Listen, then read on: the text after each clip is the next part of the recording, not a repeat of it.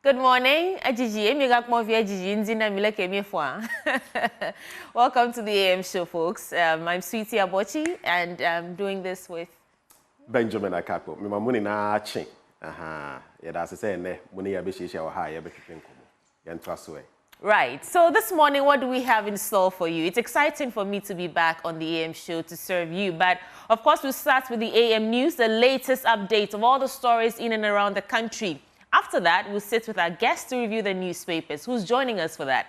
Nanayo Sapong from the Movement of Change, Remy Edmondson, National Secretary of the PPP, Afel Moni, former President of GJA. Those three gentlemen will be joining us to review the newspapers. Haruna Mumbarak will then serve you AM Sports right after. And then Ben tells us what we're doing for our big stories. Well, as we head into our big stories, academic work has been severely impacted for as many as 3,000 pupils after a fire gutted some parts of, yes, you remember, the Kwashiman cluster of schools at the Ablekuma North constituency. We'll be taking you back there. We'll be telling you about how the pupils are coping. They were meant to sit, due to sit exams. Now, after the devastating fire, how are they coping? We'll be getting you into that conversation. Now, also on our big stories this morning, we'll be looking at fighting corruption with Operation Recover or Loot. It was one of the huge elements in the NDC's manifesto. Now, can Ghanaians expect anything new with the setting up of a preparatory committee by the President-elect John Dramani Mahama? We'll tell you more on that front, and there's more. Well, also, finance experts have expressed their worries about the rising non-performing loans within the financial sector. If you look at the data, it is stark. James Shen will be telling us more about that, as you know, on that belt of the conversation. And as always, you'd love to join us with your thoughts and views on all our social media handles. Keep it active. Let us know what's on your mind, and we shall definitely acknowledge you. Folks, welcome to the Thursday edition of the AM show. We are glad you're joining us. Let's get right into the AM news now.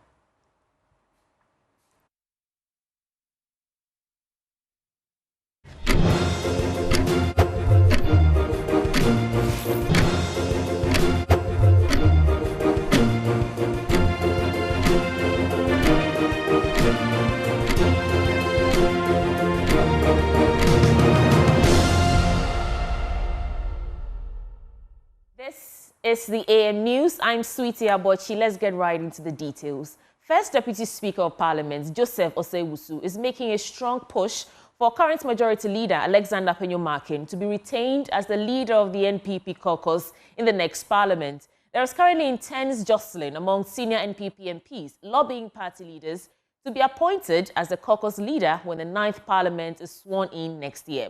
But Joseph Osei-Wusu, who is retiring after his current term, believes for the sake of unity, the Efutu MP, Penyo-Markin, must be retained. Here's more. Simple. One, I'm not a member of the 9th Parliament, and nobody has asked me to do anything for the 9th Parliament. But just as a 4-term member who has worked in the House, I strongly believe in longevity and experience.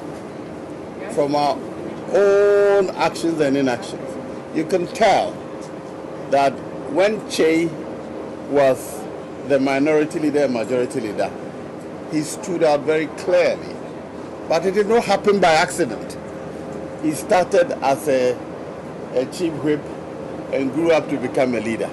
The longevity brings experience and clarity. So I would not support any request for a new person to be brought into the picture now. If you ask me, let Penyo-Markin continue. He started, there's nobody who has had that experience before him. The only person who has had that experience is Honorable Chairman Sabufu. He's leaving Parliament. He has now the only person who has the sufficient, not even sufficient, but some experience which will be useful in going forward. So I will not recommend any other person. If you ask my view is that let Penyo-Markin continue.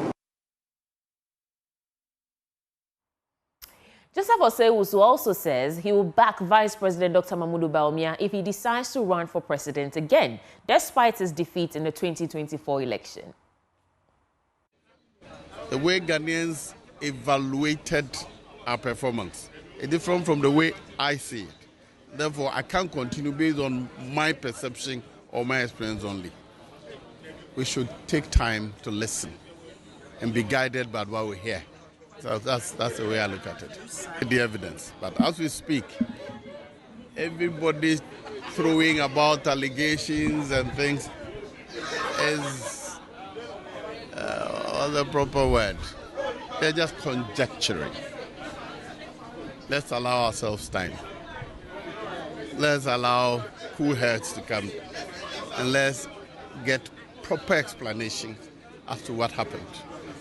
There's really no justification in rushing now to claim that because of A, B, C, D's, Z happened. No, I think that will not be an appropriate evaluation of the situation we are in now. I think that's no matter. There's a process for selecting our candidate. When the time comes, the process will be taken through. And I'm sure if he wishes to contest again, he is totally capable of winning. Moving on, President Nana Addo Dankwa Akufo-Addo is pledging his commitment to pursue reforms aimed at enhancing tertiary education in Ghana in the next NPP administration. Speaking at the 16th Congregation of the University of Professional Studies in Accra, the president underscored the need to position tertiary institutions in the country to compete on a global stage while equipping students with the requisite tools to thrive.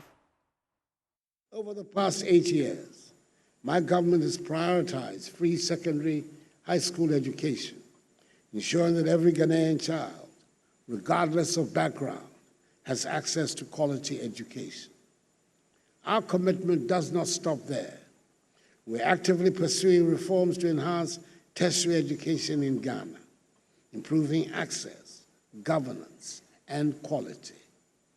These efforts aim to position institutions like UPSA to compete on a global stage while equipping students with the tools to thrive.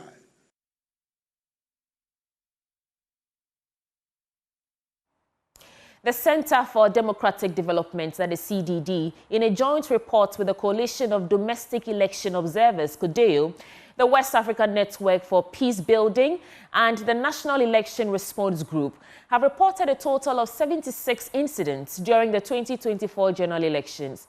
According to the report, the reported incidents resulted in 6 deaths and 46 injuries. We'll tell you more in this report. The report further revealed the Ashanti region recorded 3 deaths, with 2 in the Offenso North constituency and 1 in the Ahafo and North Southwest constituency. The Savannah, Central and Northern regions each recorded 1 death.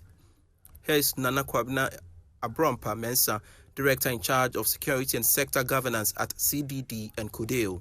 In 2024, we've recorded so far 76, comprising 6 people dying, 24 vandalism, invasion of public facilities, burning, destruction, other things. Then fatal injuries so far 45. So we have recorded 76 incidents so far, which we want to validate. For my data you saw here, we have the Ashanti region, I think 3, having 2 in Akumadan, 1 in Mankranso, which is Ahafano Southwest. We had 1 in Ewutu Senya East, which is Kaswa, right? We have, I forgot, Damango, we have 1, which is Savannah region. Then we have 1 also in Nyampala, which is, I think, northern region. So this is the breakdown we have so far. Executive Director for the Foundation for Security and Development in Africa, Mrs. Theodora Williams-Anti, condemned the violence that has marred coalition processes in some constituencies. However, the numbers of violent incidences that we have seen and still continue to see, including deaths, especially in post-election violence, is not at all what we expected and must be condemned, and we call it very, very unfortunate. Reverend Dr. Fred Digbe, co-chair of the Coalition of Domestic Election Observers, CODEO, urged the Electoral Commission to digitize the transmission of results to help prevent the violence that has characterized the coalition process.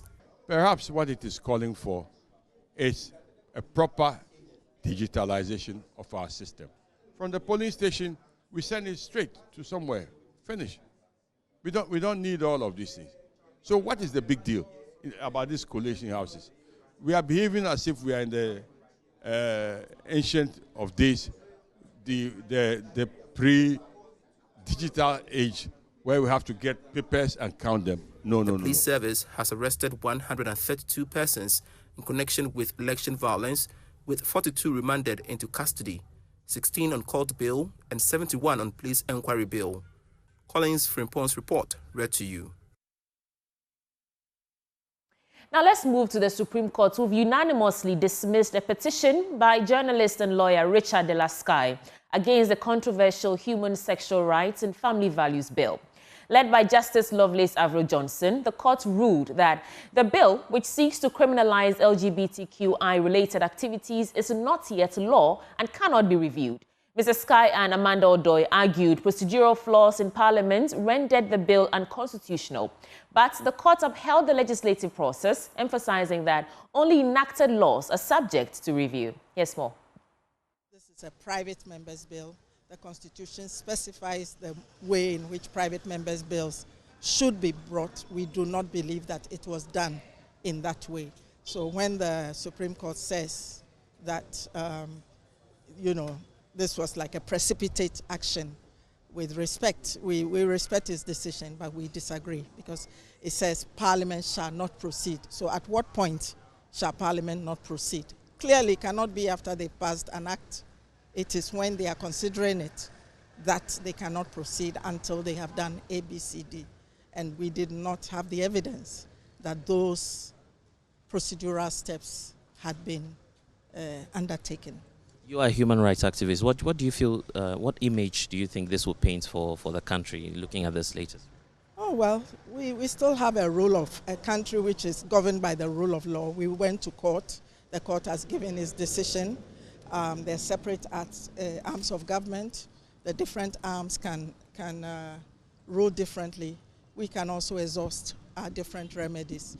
But we have not seen the full judgment of the courts. It says it will be ready on Friday. So we are waiting to see what the full judgment is. And then we will determine what remedies, what steps are available to us. Okay. We've also seen countries influencing one another across the continent with regard to this legislation. What does this send to the rest of the continent? Well, I mean, Uganda passed a bill like this. In the first time that it passed the act was challenged. The Constitutional Court ruled against the act. It went back again.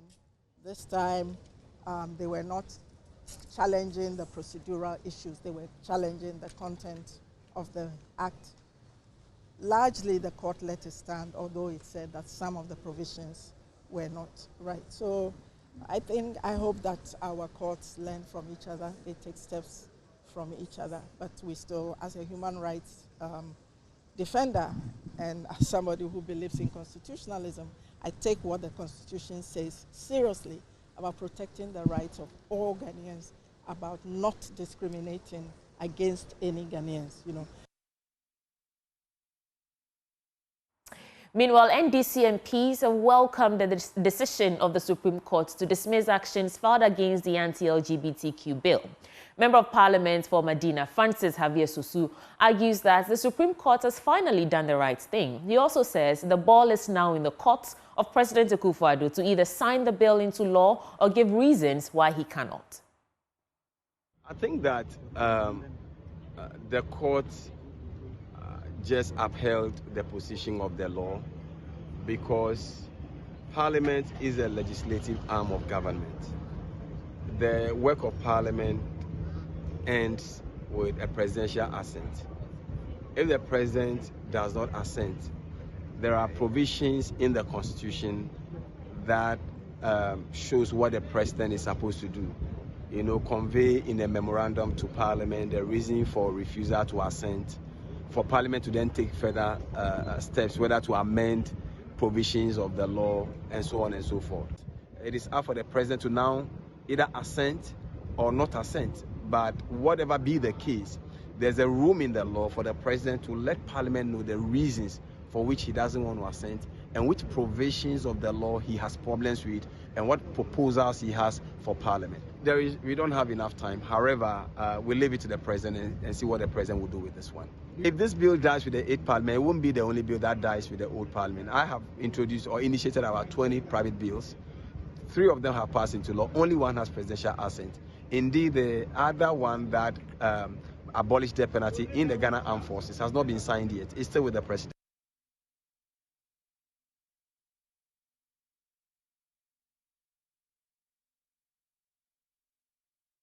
Now, right here in the capital of Greater Accra, about 3,000 students of the Kwashiman cluster of schools have been left traumatized after a devastating fire gutted their school building.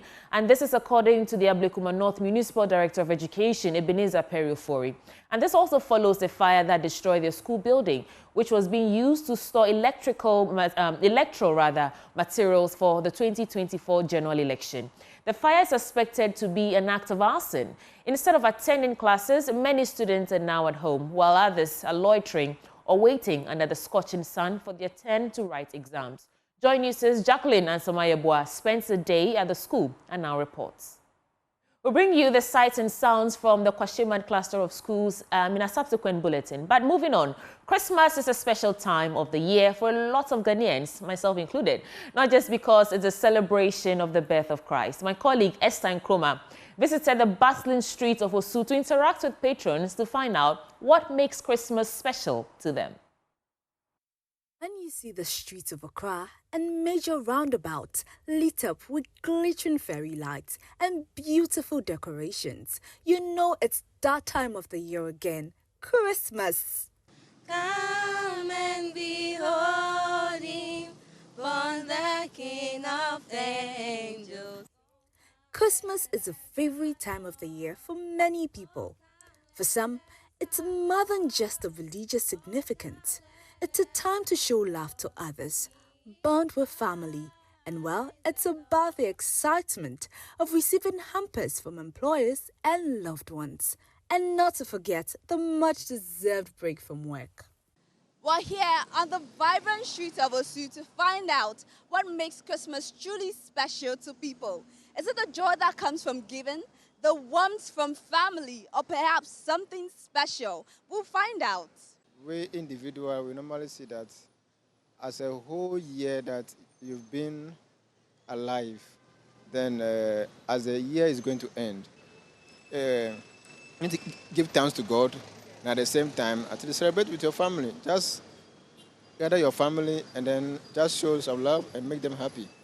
Yeah. So for you, Christmas is about Thanksgiving and also celebrating with family. Yeah, exactly, because Christmas, for the whole year that since you've not been in the hospital, and then if not encountered any issue, then you need to give thanks to the Lord, because it's not everyone who got it. You use that holiday season to reconcile with families, spend some time together, and it's also something good. Yeah. But to me, being alive alone, get to spend time with families and friends that I haven't seen for a long time alone, is enough for me. The presents. How about you? Okay, for me, during Christmas, most family come together to celebrate. So I think family from different parts of the world, they all come together. So it's like a family reunion for me. Okay. So for you, it's family. And for you, it's a present. Yeah. So what present do you want this Christmas? In case your parents are watching you. Okay, so I need a new headset.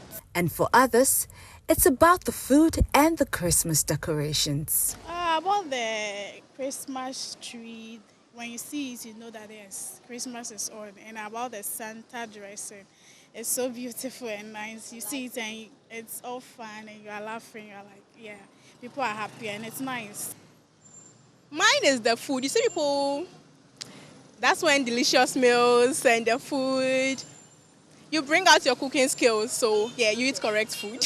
What's your favorite Christmas meal? Most people like the rice with the chicken and stuff, but I would like to go with the fufu. You see the fufu? Yes. Some nice fufu and some very good goat light soup. Yes. Whether it's the food, spending time with family, or the beautiful Christmas decor, one thing is certain, Christmas holds a special place in our hearts. For Joy News, Esther AC Nkrumah's report. On the third day of Christmas, my true love gave to me Fanta. Just before we get into our business updates, a gentle reminder that the 25th of December is my birthday. Benjamin Akakwo is standing by to serve as business update. Welcome to business. Now, the Chamber of Bulk Oil Distributors is giving the assurance that the country has adequate fuel stocks to meet the needs of consumers. This follows earlier reports that some depots across the country had been hit by shortages of petroleum products, with a few bulk oil distribution firms now holding stock. But speaking to Joy Business, CEO of the Chamber, Dr. Patrick Kukwofori, says there is no cause for alarm. Currently, I don't think there is any cause for alarm. You check the vessels lineup and what has been discharged, like your contacted MPA did indicate. We have almost 5 weeks supply, and then also we have about 3 or so vessels that are lined up to discharge the various petroleum products. We must admit that there were a bit of issues with regards to some specific products, but whilst we were able to communicate that with our partners and that of the regulator, we were able to reach a solution by picking 2 gasoline vessels to augment the potential shortage that others were feeling it was going to happen. So that is currently not an issue now. And then we can also confirm that vessels are lined up that are going to be supplied to them. I then guess then there isn't anything to worry about, right? As you rightly mentioned. Nothing to worry about for both the white products and the LPG. Everything is under control. Now, traders of imported construction hardware from Kaneshie have expressed their concern about why prices have increased despite the decline in the dollar rate. They explain that this is because the dollar remains unstable and that goods were purchased before the rate dropped. However, they are assuring buyers prices will drop once the dollar stabilizes completely. Last month, when the dollar was very high, they did some importation, and it is based on the value of the dollar that they used to do the importation. So if suddenly there's a drop in the dollar rate, you cannot just, initiate price changes. You have to sell for a while. And if the dollar keeps stable, or if it gets stable for a period, then you can now consider price reduction. So it's not an automatic price adjustment that the dollar has gone down. So today we should also reduce prices. So it will take some time. Right now we are waiting for the new coming president, whether the goods or the market prices, things will come down. We are hoping. So people are complaining, the dollar has come down, but the prices of the tasks and the goods in the market have not come down. So we are hoping, if anything will happen better. We hope that the new coming government will do something better for us.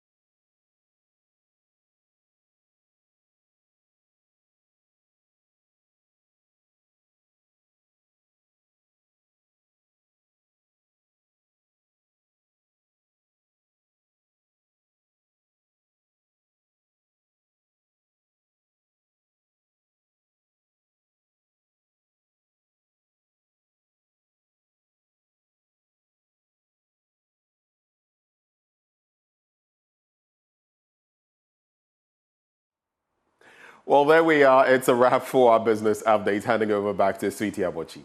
Thank you, Ben. And it's a wrap for the AM News Bulletin on the AM Show. You want to stay with us because you know that the news review comes right up next. Nanaya Sapong from the Movement of Change, Remy Edmondson, National Secretary of the PPP, as well as Afel Moni, former President of the GJA, are joining us to review the papers. Please stay.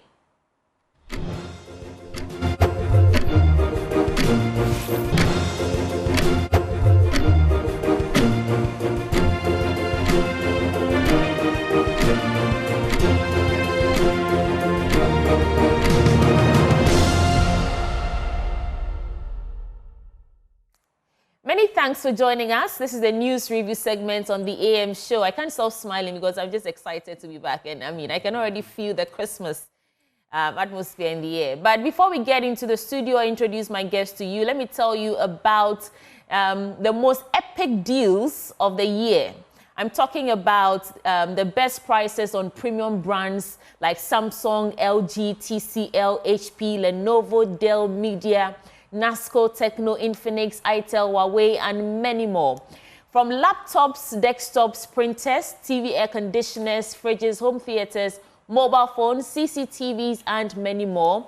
We are asking you to get in touch and win instant gifts and cash prizes up to 2,000 Ghana cedis just for answering a question correctly this December at CompuGhana.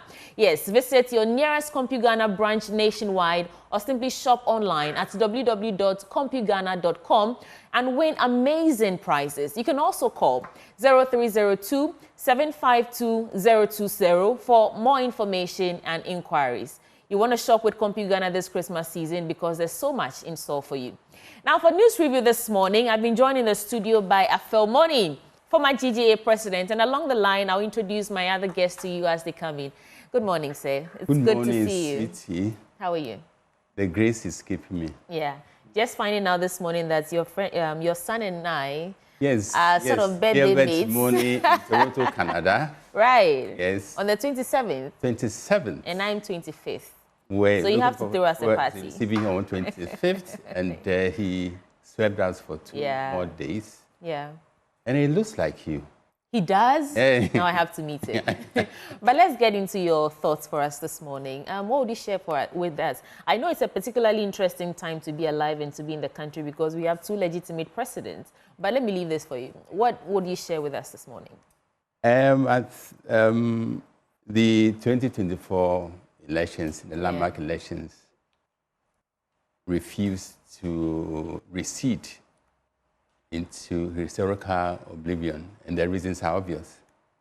And His Excellency, the incumbent president, John Dramani Mahama, justifiably and understandably have every cause to bask in glory for his tenacious zeal to recapture power. But to me, the narrative shapes and will continue to shape around His Excellency the Vice President, his main contender, Alhaji Bawumia.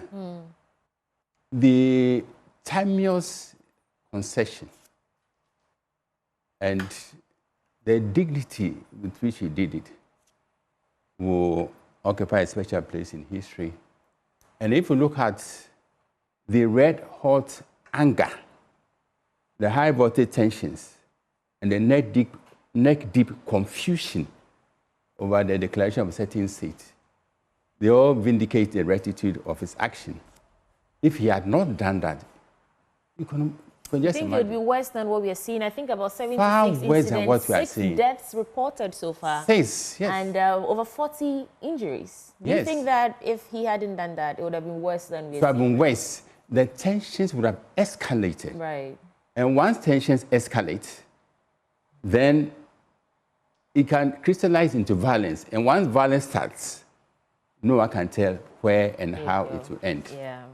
So kudos to His Excellency Alhaji Dr. Bawumia. You did the right thing, and that was so statesman-like. And I believe history will smile on him. History will vindicate what he did. Right. And we continue to applaud him for saving this nation from a disaster of indescribable proportions. Well, Dr. Mahmoud Bawumia, if you're listening to us, Afemoni says kudos.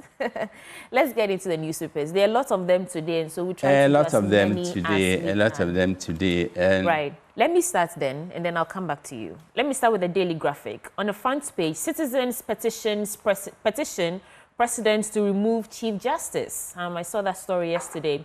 Experts divided over Mahama's anti-corruption committee. GES launches one-stop portal for staff data. President can now assent to anti-gay bill. Supreme Court dismisses 2 suits.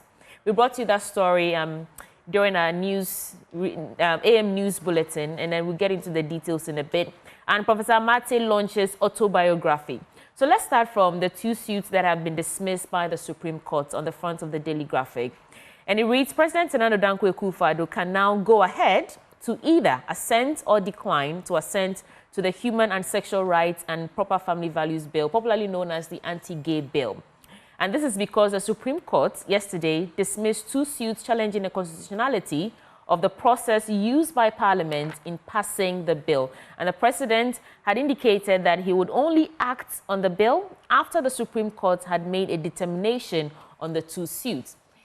What does this mean for us going forward? Does this mean that the President, are we giving him a time frame, so to speak, that before he leaves office, he should either decline or assent to this bill? How do people feel about this? The majority of Ghanaians who were in support of this bill, how do they feel? The majority of Ghanaians who were against this bill, how do they feel? But I want to leave this to my guests in the studio. And let me usher in the 2 gentlemen who've just joined us. Before I come back to you, Mr. Moni. I have Remy Edmondson, General Secretary of the PPP, joining us in studio, as well as Nanaya Sapong, political assistant, I believe, to Alan Tremanting from the Movement of Change. Welcome aboard, gentlemen. Thank you. Right. So I'll go to After Moni before I come back to you, gentlemen. Mr. Moni, what do you make of the dismissal of these 2 suits that was, should I say, impeding the assent of the anti-gay bill that's, was quite controversial? Controversial, yes. The whole petition was rooted in controversy. And we are all aware of the circumstances under which the President refused to give his assent to the bill. His Executive Secretary, Nana Bidu, wrote a stinker to Parliament in order to even there send a bill to him because the President, Sky and others had gone to court to question the legality of the bill. I'm not a lawyer, I don't have any law background. My knowledge in law is sketchy, but we are told that the petition failed a basic test in law, that they should have waited for the President, for the bill to be assented before even filing a petition. Right. So as we speak, there's no LGBTQI law until the President does the needful by giving his seal of approval to the bill. And as I said, Ghanaians are waiting because, and they are watching. History is also watching. Will the President yield to the demands of the people to approve this bill? If he doesn't, what will be the implications? Right. If he does, what political gains does he stand to achieve by so doing? Okay. So, and time, we should also look at the time within which he has to do this presidential duty. Time is not on his side, but at the same time, if there's a will, there's a way. Okay. I believe once he plucks the will to do this, it is within the bounds of possibility to pass it. It is possible, isn't it? It is right. Possible. So Remy and Nanaya Sapong, welcome to the show. We're just discussing the dismissal of those two suits. Is the view of the court that the bill was still in the process of being enacted, for which reason they declared those suits premature? I'll give you a minute and a half, 2 minutes to either reflect on this or walk us through whatever you wanted to share with us originally in terms of your thoughts for us this morning. Remy, let me start with you. All right. Good morning to you, sweetie. Yeah. Good morning to the Joy News team. It's good to be back again. And Afemoni, please share that. For the elections. So, yes, yesterday, I think we had the result of the much-awaited verdict came out for this bill. And I would say, I'll trace this bill in itself. It's been very controversial right from its inception, because even as Parliament debated this bill, if you remember, a lot of civil society organizations so weighed in on it and requested that we take a bit of time, and it appeared the process was being rushed through so that we really reflect on the content of this bill and the long-term potential effect it may have on the nation. And yet again, but yes, with the president refusing to sign it into law, yes, because some two individuals had taken the case to court. I personally also thought that yes, it was a bit. I saw it as a stalling tactic because it appeared it was the opposition in Parliament that was really pushing, primarily, though there were some members of the government or MPs who were pushing for this bill. I didn't see that will from the president to support this bill. I mean, and largely because of the effect it might appear. You know, what effect? Because I've heard other people say that it wouldn't affect our, IMF deals and World Bank. It wouldn't have actually done anything. Yes, but in mind you, this country still largely depends on foreign aid, and we saw commentary from some of the diplomatic community, yes, urging restraints, urging caution, and all kinds of narration around this. So for me, I saw that reluctance from, and mind you, we're also going through a very tough economic period. I saw that the president was reluctant to ruffle any feathers in the international community because we still needed aid. We're still going to the World Bank for money. But, the Supreme Court has spoken that, yes, once this bill hadn't been signed into law, basically challenging it seemed a bit premature. Okay. But you have to hold there for me. Just in summary, yes. But I don't think, yesterday I listened to an interview of Richard Sky on their station, and he indicated that, yes, this is not the end for him, because definitely once, all the Supreme Court is saying is that the bill has not been signed yet, so you can't sue. But once it becomes law, he's still going to come back and potentially sue, because... Notice how interesting it was, though, that the president referenced the suit even before it had actually been filed at the time. That is why I said that. I get your point. Some reluctance from him. Yeah. Nanael. Thank you, Sudi. 2 minutes. Good morning to you. Good morning to my senior and my colleague here. Sudi, I have had a bias stand towards this whole LGBTQ. How so? Share. One, on my fundamentals, my foundation as a Christian, totally I am against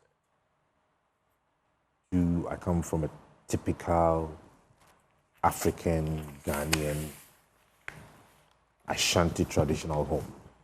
All right? This is a taboo in my tradition. I would not want my children to be involved in such an act. Now, it would be very hypocritical on my side, say the least, that our courts kept this suit from February up until December. When people are calling, when Ghanaians are now calling on the incoming government to trigger Article 146, deal with certain persons who have decided to develop a certain posture on the bench, that they would come out with this verdict. Yeah, let's be real and honest with ourselves. We all knew this bill had not been signed by the president. And for that matter, it wasn't the law. We all know as commoners, roadside lawyers, that the Supreme Court only has jurisdiction over bills that have become law. I don't know if this is not. I mean, this is over basic. laws, not over yeah, laws. proper laws. Proper laws. And so, if somebody has filed a suit, and on the surface of it,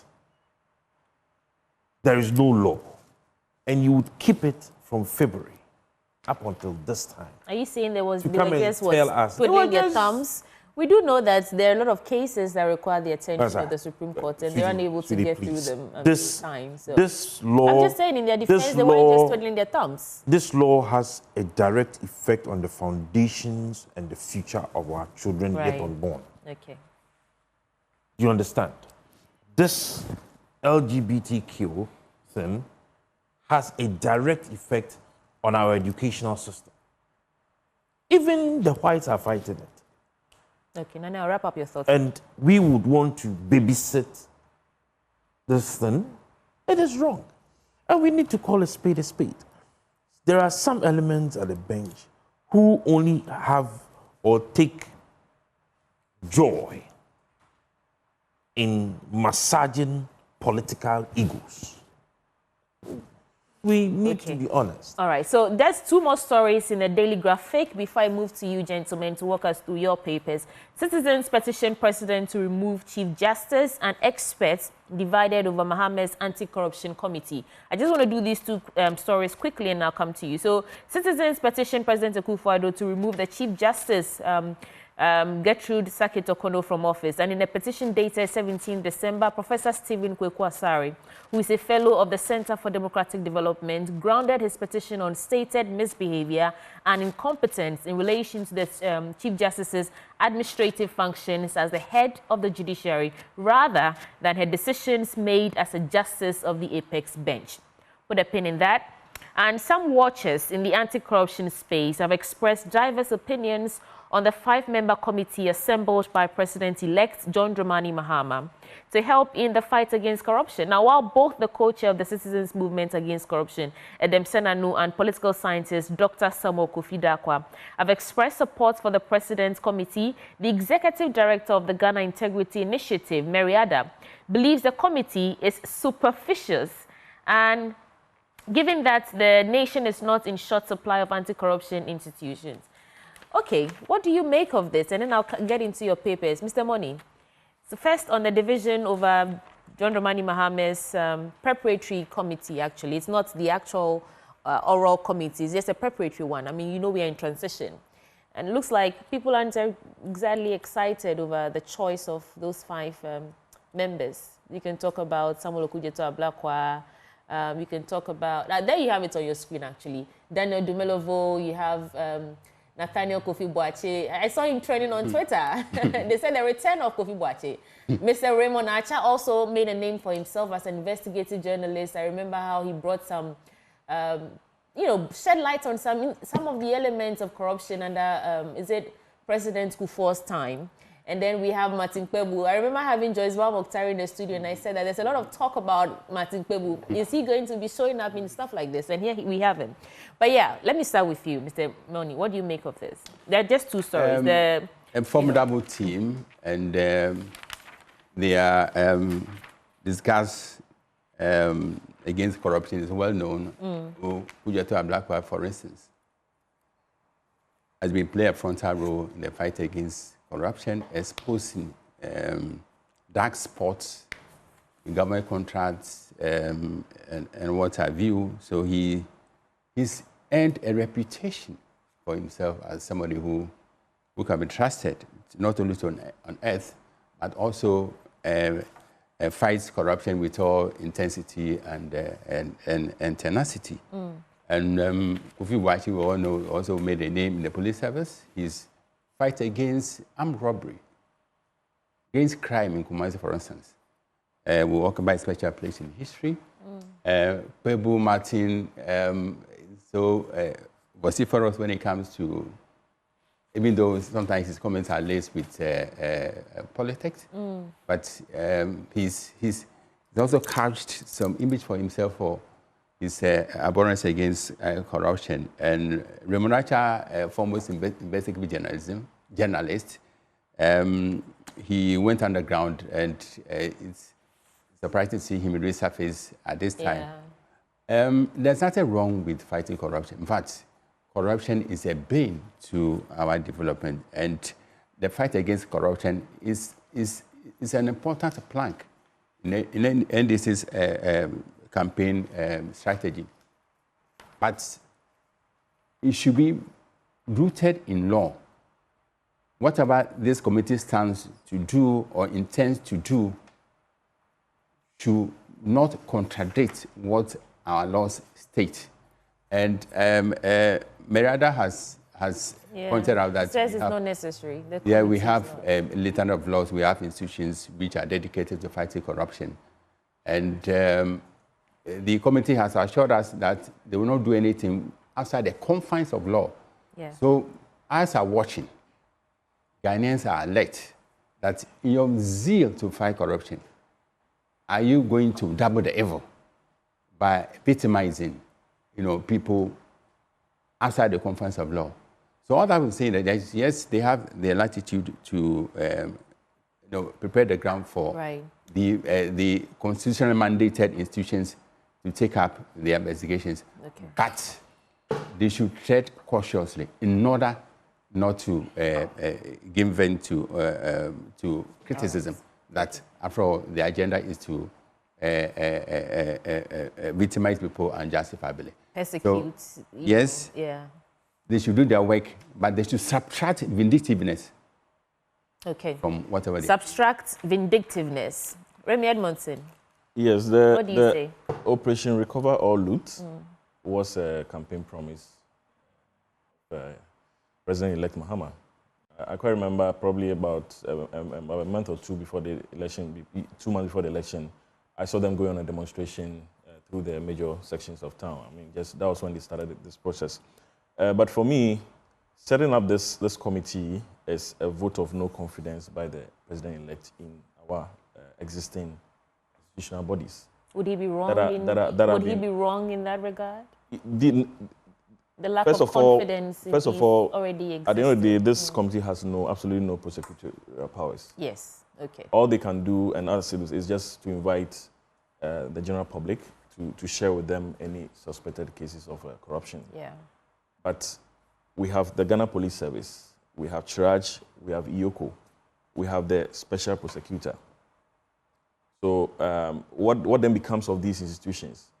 So for me, I would rather that the president, yes, it's a very good initiative, but I would rather that he would have made a move to strengthen these institutions. Over time, we've all at various fora complained of political interference in these institutions. And so it's a better move, in my opinion, from President-elect Mahama would have been to have moved to ensure that these institutions can work very effectively. Because at the end of the day, whatever information this committee gets, they will still have to forward it to the police service. You know, there was a report, Afrobarometer report, I believe, that said that Ghanaians have lost trust in the judicial system, in our parliamentarians, in the electoral commission. There's a host of them, right? Right. That's correct. And ponder this, I'll come to you in a bit, Nana Osapom. Would that not be an indication that John Mahama is trying to do something without these institutions that are already been tainted as corrupt? That's the problem. You see, 6 million Ghanaians have given you their mandate. 6 million plus Ghanaians have overwhelmingly given you their mandate. Mind you, all these individuals, Kujoto Blackwire is an MP. Most likely he's either going to get, on top of this, he may either get a ministerial position or invariably get some committee in parliament to work with. How much time is he going to get on this? Mr. Dolodo, I know he's not idle. The point is that these are not full-time professionals dedicated to this kind of work. So it's for me, it sends the wrong signals. So you let us rather strengthen the state institutions, and then let us do away. Yes, it's a fact. We all have the perception that these institutions have been politicized. But I wish he would have used his power now as president-elect and soon to be president from January 7th to rather look at how he can root out that perception and then strengthen these institutions so that they can work very effectively. And that's where the argument is. We are paying this is a step in the right direction. We are paying professionals there. We are paying professionals at all these institutions to do this work. Okay, what becomes of them hold for me. Nana Osapon, do you agree with Mariada that this committee is superfluous? There's really nothing to be done because we already have institutions that have been mandated on the back of everything that we've actually discussed. What do you say? If you had gone through Alan Chirmantin's Great Transformational Plan, now we had indicated that there were too many state agencies and institutions that had been put up to fight corruption. And as a result, there was no synchronization of their terms of reference. And so you would find the Yoko, all right, say A about a particular docket or file, and you would find Shiraj also come to say B about that same file or docket. In some instances, Yoko writing to OSP or the other way, asking for advice. There was so much noise and you know, in the atmosphere when it comes to issues of corruption.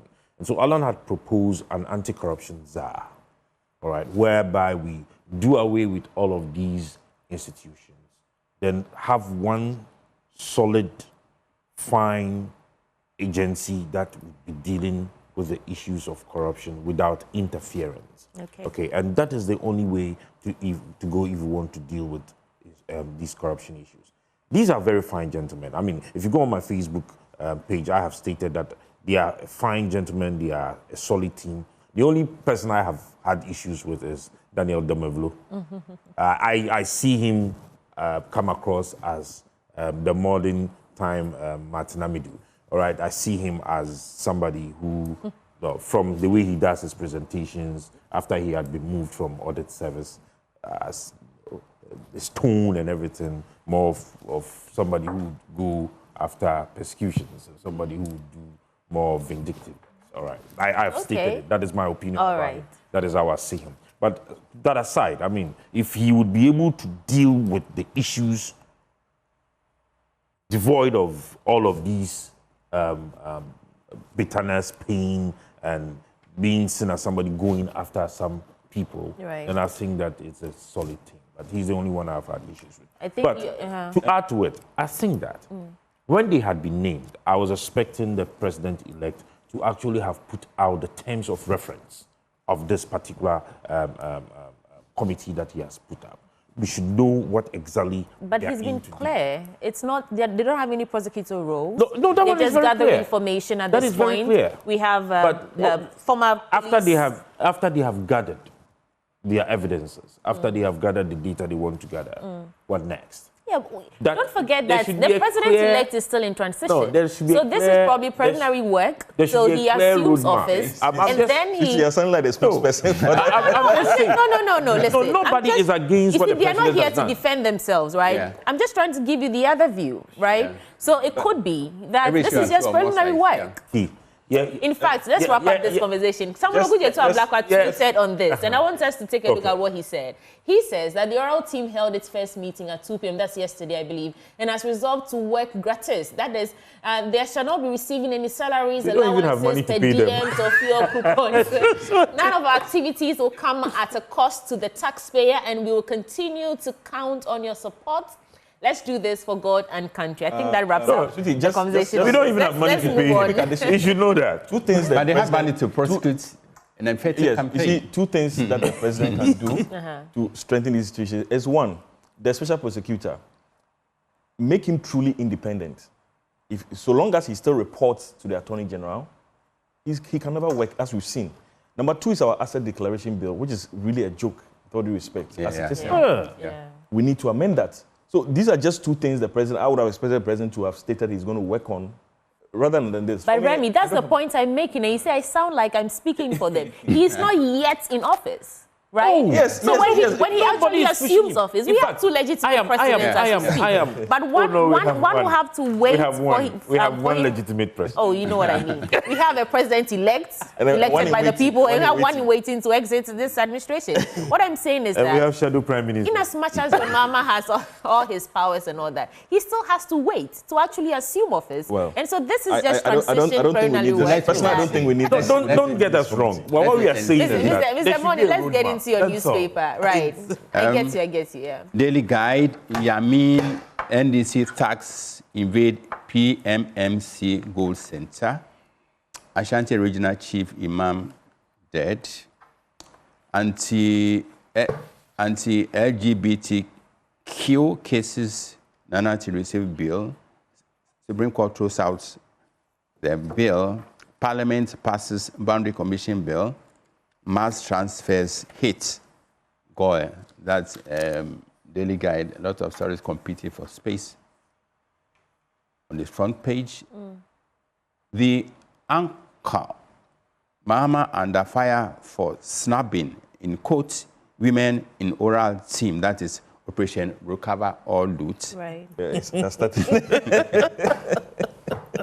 As Afenyo Markin questions source of funding. 2 herdsmen murdered as Akachi, heart, penis, other organs removed. Career Compass Foundation donates to schools in Semanu Letra area. Galante pit collapses, 1 dead, 3. That's sad. Let's do one story that piques your interest. Tax invading PMMC Gold Center. It was reported widely yesterday that Joseph Yamin, a former foot soldier of NDC, led a group of people to the airport to stop an alleged gold smuggling exercise. Right. And that action has attracted a lot of backlash, and it continues to attract backlash. According to PMMC, there was no way gold could be taken out of the country through legal means. So this, the gentlemen who went to the airport arrogated to themselves powers they didn't have. So this is something we need to investigate and ensure that the right thing is done. Ours is a country governed by laws, and anyone who finds himself on the wrong side of the law should be made to taste the biting edge of the law. So this is something worth following, and to ensure that the right thing is done. And those who are seen to have flouted the law should be made to take the biting edge of the law. In terms of investigation, I mean, I'm just coming back from a long break. Have you heard anything from the police? I'm trying to search. Have they released a statement yet on that? PMMC, but not from the Ghana police themselves. Not from Ghana police. I haven't heard anything. Okay. Remy, if you want to reflect on that, that's fine. Yes. But let's get into your paper and then we can do one I'll just story. link that to something in my paper here about local mining contractors urge President-elect Mahama to review Minerals Commission charges. I'll just combine that with this story. What paper is that? That's the Overseer. Overseer, yeah. So the fact is, there's a lot of opaqueness in our mining sector, and that I believe is what has given rise to some of these incidents. We've also all seen reports which suggest that the reports that our state institutions have as to the amount of gold or the value of gold that is exported out of this country. Yeah. External institutions report much significantly higher figures, which suggests that there's a lot of gold smuggling going on. Leakages. Causing, yes, a lot of financial leakages to this country if you look at the volumes of gold that is sent out there. So I will call on, I think once again, this is a very opportune moment for the president to reform our mining sector. Over here, the local mining contractors are urging the president to review the Minerals Commission charges. And again, I would also add to it the fact that one of the other things they've called for also in the past has been the process of giving out licenses to small-scale miners. The current government or outgoing government came up with some kind of policy in that regard. But it was widely painted as something for MPP food soldiers and not something that was community small-scale mining. It wasn't to the benefit of the ordinary Ghanaian who wanted to do small-scale mining. And we've seen a complete failure Are you sure? Yes, there are some ordinary Ghanaians who benefited from the community mining. And we've seen a complete failure of this government to tackle the Galamsey menace. And so these are things that I'll urge the incoming government, whoever he's going to, of course, he sounded caution that, yes, anyone entertaining thoughts of being appointed should really, be explained that there'll be so much accountable on them. So he should really take his time and appoint very competent and highly qualified people, not necessarily people who have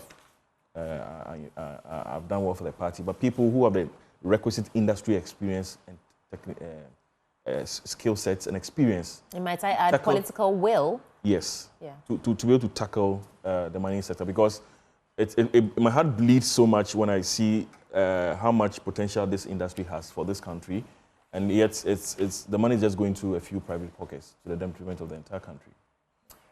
Thank you so much. I'm just reading a story here on myjoyonline.com on Galamsey. 1 dead, 3 injured as pit collapses at Nkonting.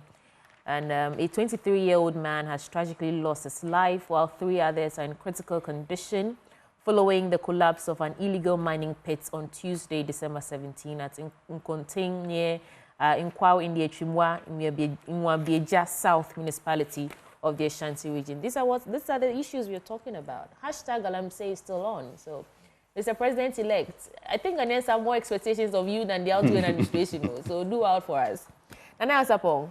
Yes. Let's get into your paper. And if you have quick reflections on just what a we've quick discussed. reflection on an earlier one that had to do with Professor Azar petitioning the removal of... Yeah. We left that out. Very critical. Very necessary. Okay. I think that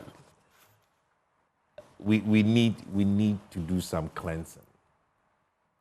Some of our state institutions, arms of government need some cleansing. And the courts, it's one key area. See, between the 3 arms of government, the court,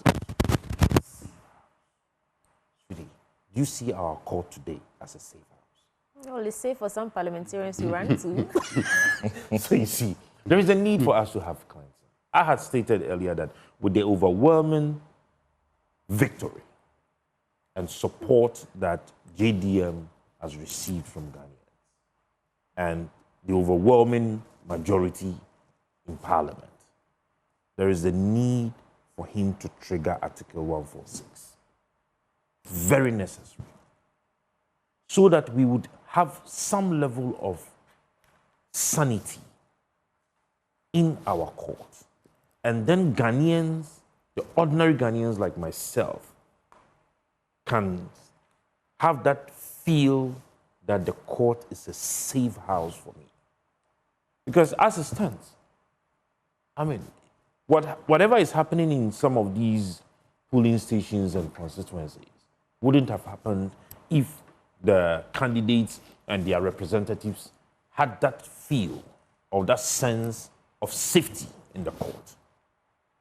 And I agree totally with Professor Azar. It shouldn't just be the CJ being the target. The entire court needs some cleansing. Very necessary. Now there's this... Please hold for me. I'm sorry to do this. Afamoni, I know you wanted to reflect on the petition to remove certainly, the yes. Justice. Please make it brief. Ghana is touted as a beacon of rule of law. And it is said that confidence in the law is a critical element of rule of law. And we all know that confidence in the judiciary is on a precipitous decline. And there's a need to halt this decline. But we should be extra cautious.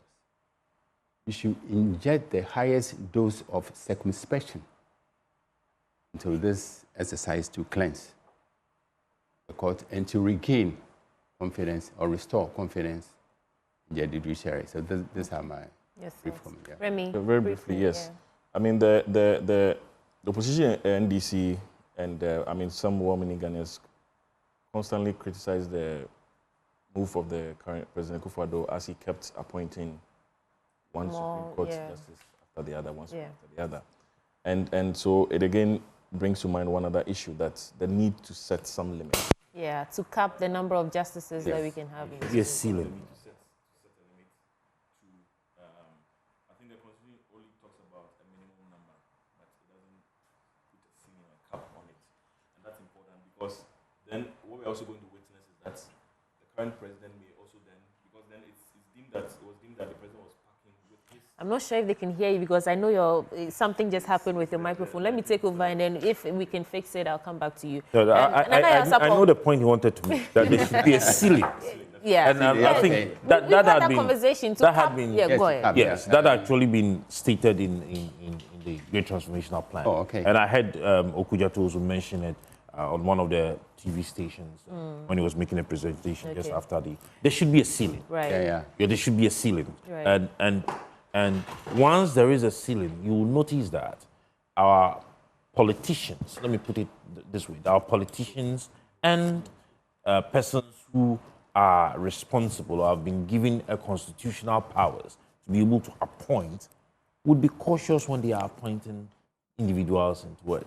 We had actually even stated that the appointing authorities should actually have some, it should be devoid of the executive.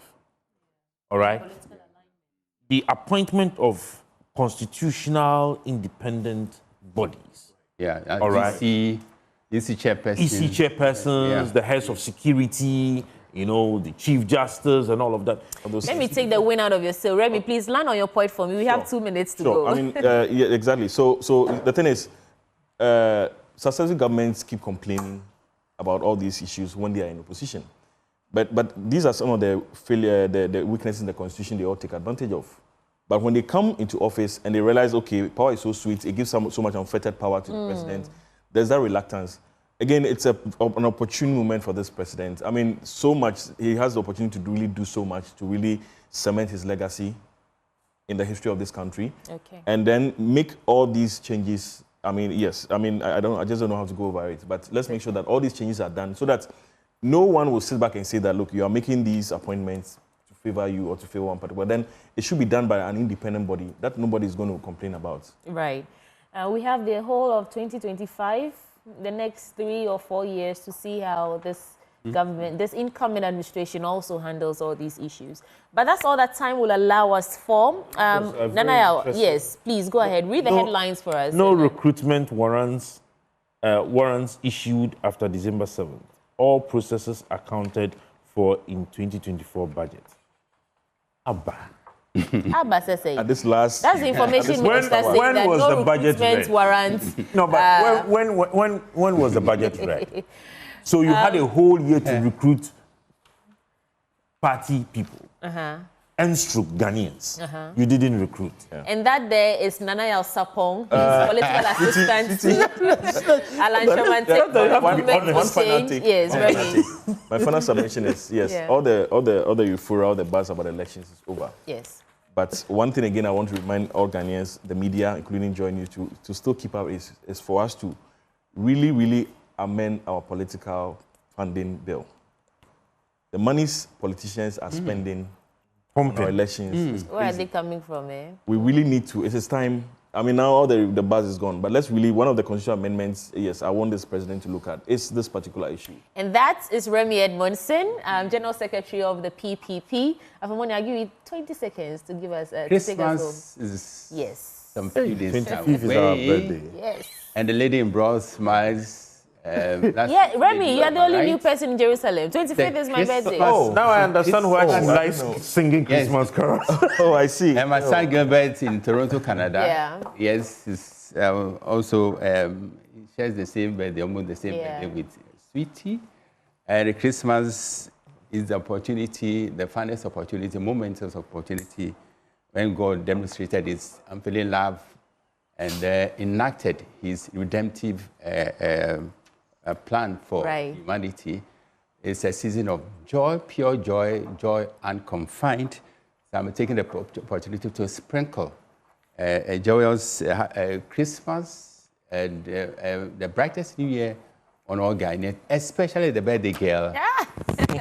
That is Afelmoni, former president of the GJA. When you meet me in town and I say Merry Christmas, respond and say Happy Birthday. My name is Sweetie Aboshi. Thanks for joining us for the news review segment. AM Sports comes up next, anchored by Haruna Mumbarak. Please stay tuned.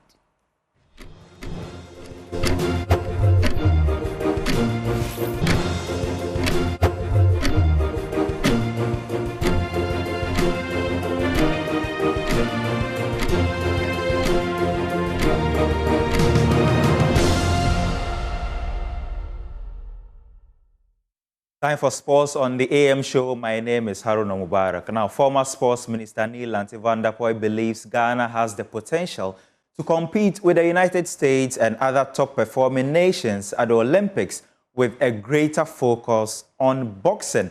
Ghana has won 5 medals at the global showpiece, 4 of which have come from boxing. Speaking on the floor of Parliament, Van der Poel called for massive investment in the sport to enable the nation compete with high-performing countries for honors. A chief in the Ashanti region, Hemahene, that one of his boys is a national champion. In Obuasi, we have boys who are fighting and producing themselves as future champions. Mr. Speaker, I think as a nation, if you look at these records, boxing has achieved a lot for us. They've raised the flag of this country, even more than football. But we don't give it the attention it deserves. Out of the 5 medals that we are talking about today, 4 from boxing. That should tell us that if we could give a percentage of the attention we give to football, to boxing, and other sporting disciplines, maybe this country will not always be languishing at the last position on the table or medal table at the Olympic Games. We may be squaring it up with Americans, the British, the Australians, and the Chinese on the medal table. I believe seriously that if we want to really achieve much in sports, we must be ready to invest in the sport.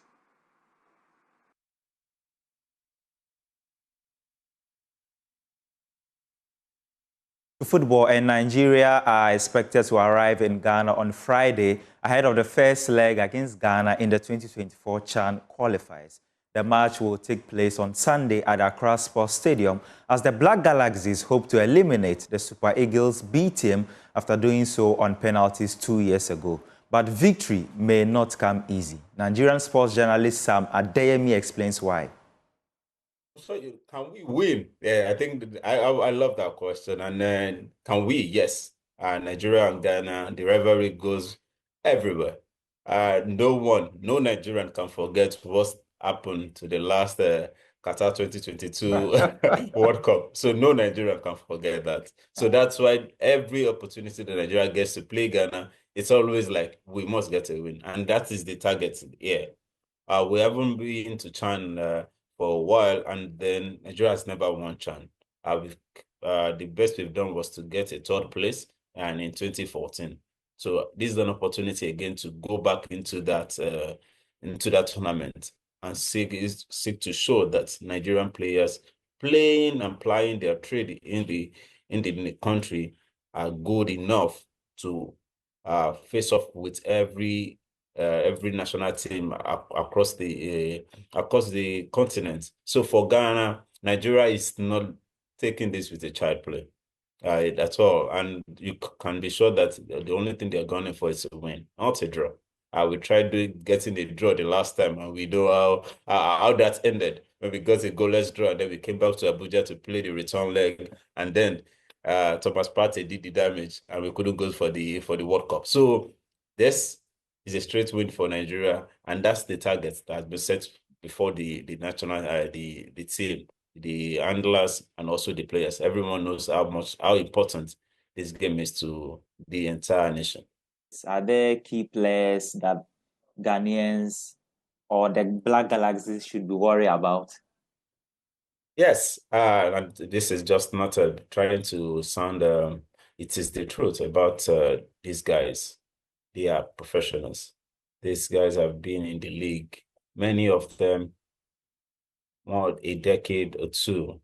One of the guys in the team is a certain Rabiu Ali, a 40-year-old footballer. He plays for Kano Pillars, former champion of the Nigerian Premier League, yeah?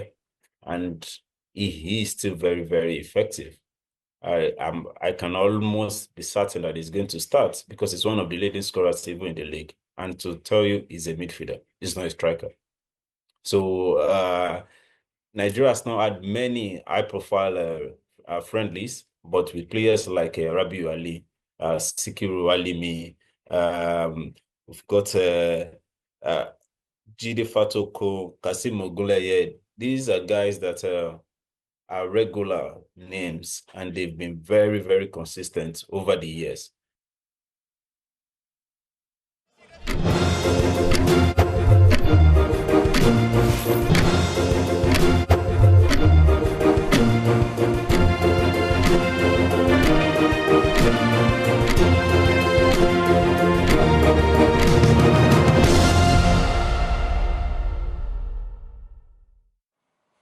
Welcome back on the AM show. We delve into our big stories this morning, starting with, well, there's been a conversation on oral. No, I'm not talking about English lessons. I'm talking about Operation Recover or Loot. And tangentially, there's also been that purported recovery of bullion bars that were meant to be sent outside the country a few days ago, about 17 boxes of those. But the question is, was anything wrong done? I'm sure some of you have seen the video. Others have seen the rhetoric surrounding it. This morning, we have a conversation with a member of the National Democratic Congress, the Deputy General Secretary. He will be sharing his thoughts with us on that. And we'll also hear from the PMMC. They have a statement out on this matter, and we'd love to hear from you on the back of this development. But to kickstart matters, let me call for that statement from the PMMC, and then we shall take a look at what exactly the development is. We'll also be joined shortly by Mustafa Bande, who is a Deputy General Secretary of the NDC.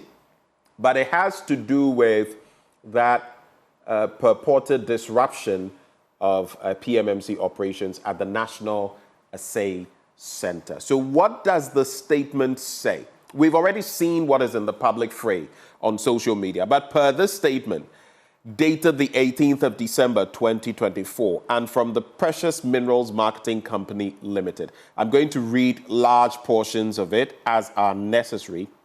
It is captioned, Disruption in PMMC operations at the National Assay Center. And it reads, the Precious Minerals Marketing Company, which by law acts as the national assayer, has noted with deep concern an incident that occurred at the National Assay Center located at the Aviance Cargo Terminal, where a mob led by a gentleman who identified himself as Mr. Joseph Yamin, the national organizer of the National Democratic Congress, forcibly attempted to seize bullion bars being processed by PMMC for the Central Bank of Ghana. The incident occurred on Tuesday, 17th December 2024, between the hours of 16 hours GMT, lasting till about midnight. The bullion bars belong to the Bank of Ghana. That is what the statement says. The bullion bars belong to the Bank of Ghana as part of the ongoing domestic gold purchase program, which was launched as far back as June 2021. The bullion bars were being assayed to confirm their weights, purity, and consequently value. It was during this assay that the process was disrupted by a mob led by Mr. Yamin, with the allegation that the said bullion bars were being smuggled secretly out of Ghana by certain political actors, which allegation is false. And by the way, this being false is what the PMMC is saying, not what we are saying. We are trying to get to the bottom of the matter. Now, the PMMC and the Bank of Ghana had to call the intervention of the police, and after several hours of a standoff, it was agreed that the bullion bars be moved to the Greater Accra Regional Police Command for safekeeping until this morning, with the hope of a resolution to the issue. It is worthy of note that a private exporter who is duly licensed to carry out exports was also affected by this unfortunate incident. The gold, which was being processed for export by the private licensed exporter, was also added to the bullion belonging to the Bank of Ghana. This unlawful action is deeply regrettable and has the potential of causing significant harm to Ghana's reputation on the international bullion market. Such disruptions not only undermine the confidence of legitimate international gold buyers, but also threatens the country's standing as a trusted player in the global gold trade. Furthermore, these acts place the Ghanaian men and women who are lawfully discharging their duties at significant risk. The dedicated staff who are committed to ensuring compliance with Ghana's strict regulatory standards should not have to face threats or intimidation while performing their legitimate responsibilities. This creates a hostile environment and undermines the very systems designed to ensure transparency and integrity in Ghana's gold trade. It is important to emphasize that a simple verification with the relevant authorities, including the PMMC and the Bank of Ghana, would have clarified the legitimacy of the process and avoided such an embarrassing and damaging situation. But over here, I'll pause briefly when it talks about verification. If there were some sleight of hand, I'll get to that later. If we were to get someone from the PMMC, that would have been easy to ascertain, because honestly, some of it doesn't make sense in my mind, but we'll get to that. The management of the PMMC stands resolute in its commitment to ensuring transparency, accountability, and compliance with all legal and regulatory standards governing the export of gold. We will continue to collaborate with relevant stakeholders to safeguard the integrity of Ghana's gold trade. PMMC reiterates its commitment to upholding the mandate as national assayer and will not relent in promoting responsible gold trade to protect and advance the interests of Ghana's precious minerals industry. And this was issued by Corporate Affairs of the PMMC, Diamond House, Accra. Let me bring in Mustafa Gbande. He is Deputy General Secretary of the National Democratic Congress, and he joins the conversation. Mustafa, good morning. Good morning, my brother. This is a crucial issue. It is our gold, and per what the PMMC says, these were official processes being undertaken by the national assayer. And Joseph Yamin, your national organizer, interrupted this process. The question is, why? All right. So good morning to yourself and your cherished listener. I hope my sister is in the studio. She's out and about. Okay. Now, it's very unfortunate, the statement I'm seeing from PMMC. Why? With respect, I think in the morning of the day this arrest was made, I called into the chief executive of PMMC and told him that we had information that there was a movement of gold reserve, which belongs to the state. That is the 17th, the day this happened. Yes. Okay. Yes. Around what time? Around what time did you call him? In the morning, around 10. Okay. And he denied. He told me there was nothing happened. In fact, I actually detailed a team to go there and verify, and the team met him. Just go along with me. I want. Whom exactly did you speak to? The name. I know you said the chairman. I forgot the gentleman's name, but I'll check whilst the conversation is ongoing. So you spoke with him earlier in the day, and he said that nothing like this was going to happen. Yes, that was exactly what he said. Then in the evening, this issue of bullion van then came into the public domain. And so what we did was to ask a team to go and check if it was true that the bullion van was carrying some gold. When they got there, indeed it confirmed that the bullion van was carrying the gold, and they had even discharged the gold, preparing to put on Emirate flights that evening. So at about 4 p.m., they were there and they stopped the movement. I personally called the airport police commander that this was what we intercepted, and so he should go and take over. So they went there. The airport police commander, Dr. Asiedu, was there. I personally phoned National Security for a stand-up and told them that this is what information we have had at the airport. Our boys are there, so therefore National Security should intervene. If you find out from them, they will confirm. And so the whole proceeds, or whatever the subject matter was, ended up to be about 400 kilos of gold, purporting to be coming from Bank of Ghana. You know, so it was taken back to the regional police command, and yesterday, everybody followed up, and the gold was returned to Bank of Ghana's reserve until the new government takes over. So I don't see where this capricious, unwarranted letter is coming from. How did you come by this? How did you come by this that they will return to the bank, the central bank's reserves until the new government takes over? Where did you get this assertion from? Who confirmed that to you?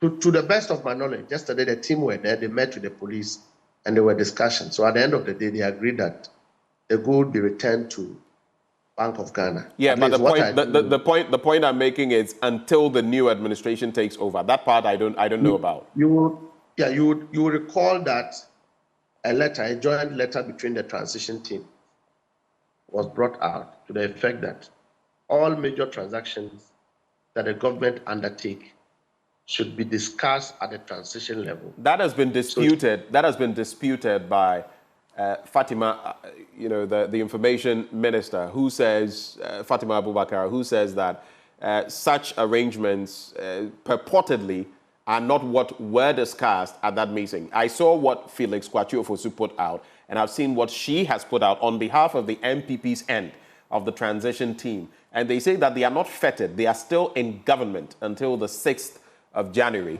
And so that is not what was agreed upon. So if you're referencing that, I'm sorry, this is what they've also said. Well, even that, this is not the first time Akapo, you go and buy a car, and then somebody comes to impound the car as a suspicious asset. You show your documents. When your documents are genuine, you take them back. This is not the first time it's happened. It's happened in several instances, and it's actually law that any subject matter of suspicion must be referred to the police. The police will verify, look at it, and then will determine the veracity of how true it is. They claim that the gold, it belongs to Bank of Ghana, a private individual is sending it, and it is done by ASE and all of that. The processes will be verified and checked as long as the gold belongs to government of Ghana. It is what it is. We just have to go through the processes and determine the veracity of it. It's not about this long letter they have written, but it's about looking at the issue. That is why it was handed over to the police. So when you refer Joseph Yamin as a gentleman who tried to disrupt, nobody disrupted. They went to the airport. In the room where the gold was they removed it from the van and kept it in the room. They met officials, they discussed, they didn't touch it, they brought in the police. The same way, we were in Ashanti region, we impounded thousands of bags of fertilizer in an abandoned government of Ghana fertilizer in an abandoned house. And that is fertilizer meant for farmers. Would they say that because government is still in place? So how vigilant is the government that its officials are taking state assets left, right, and center? Just confirm for me. I want us to address really salient issues in the course of the conversation. Some of what you say, I want us to substantiate. So let's go back a bit, right? You said you spoke to the managing director of the Precious Minerals Marketing Company. Did you speak to Nana Akwesi Ewua, the lawyer? Is he the one you interacted with? Yeah, I think so. That's the one, I think so. No, I want you to be specific. Is he the one? Nana Akwesi Ewua? He's the one I spoke to. He's the one you spoke to. And you can confirm to me, and of course, we could check your phone to find out whether there are any call records. Yes. You spoke to him earlier on the 17th, which was Tuesday. Tuesday morning. And when you spoke to him about the suspicion of some gold being sent outside the country, he told you that no such thing was going to happen that day. They said they were not moving any gold from the reserves. From the reserves? Yes, that's what exactly he said. The gold that was, held at KIA, was it from the reserves? As far as the police investigation would confirm, as we are speaking, the police who are the party, in charge of this matter, are yet to speak to the public as to what they have found and informations that they have gathered as far as the gold is concerned. But preliminary, what I do know is that PMMC is a government entity. Ghana is also a government entity. They've confirmed that the gold belongs to government and that it was a legitimate transaction. It is for the police to do their verification and then tell the public what they have found and the details. If it matches what the PMMC is saying or to the contrary, then we can all take it from there. But as far as I'm concerned, we as citizens have a duty to ensure that government properties are protected and that same are not stolen. In the event that the authorities who are supposed to be in charge are not able to see, of course, they won't see everything. Where you sit as a good journalist, not every story that gets to your table. It goes through a lot of situations, then you get to know. In the event that the authorities are not even able to see, the law depends on the citizens to help the authorities to become aware. And when we have discharged that responsibility, it should come with some level of applause and applause for vigilance. It's now left for the authority, the right authority, to look into the matter. Tomorrow, as you said, the police can walk to your place and arrest you on suspicion. When they investigate you and you are not culpable to anything, you are asked to go. That is the nature of our law.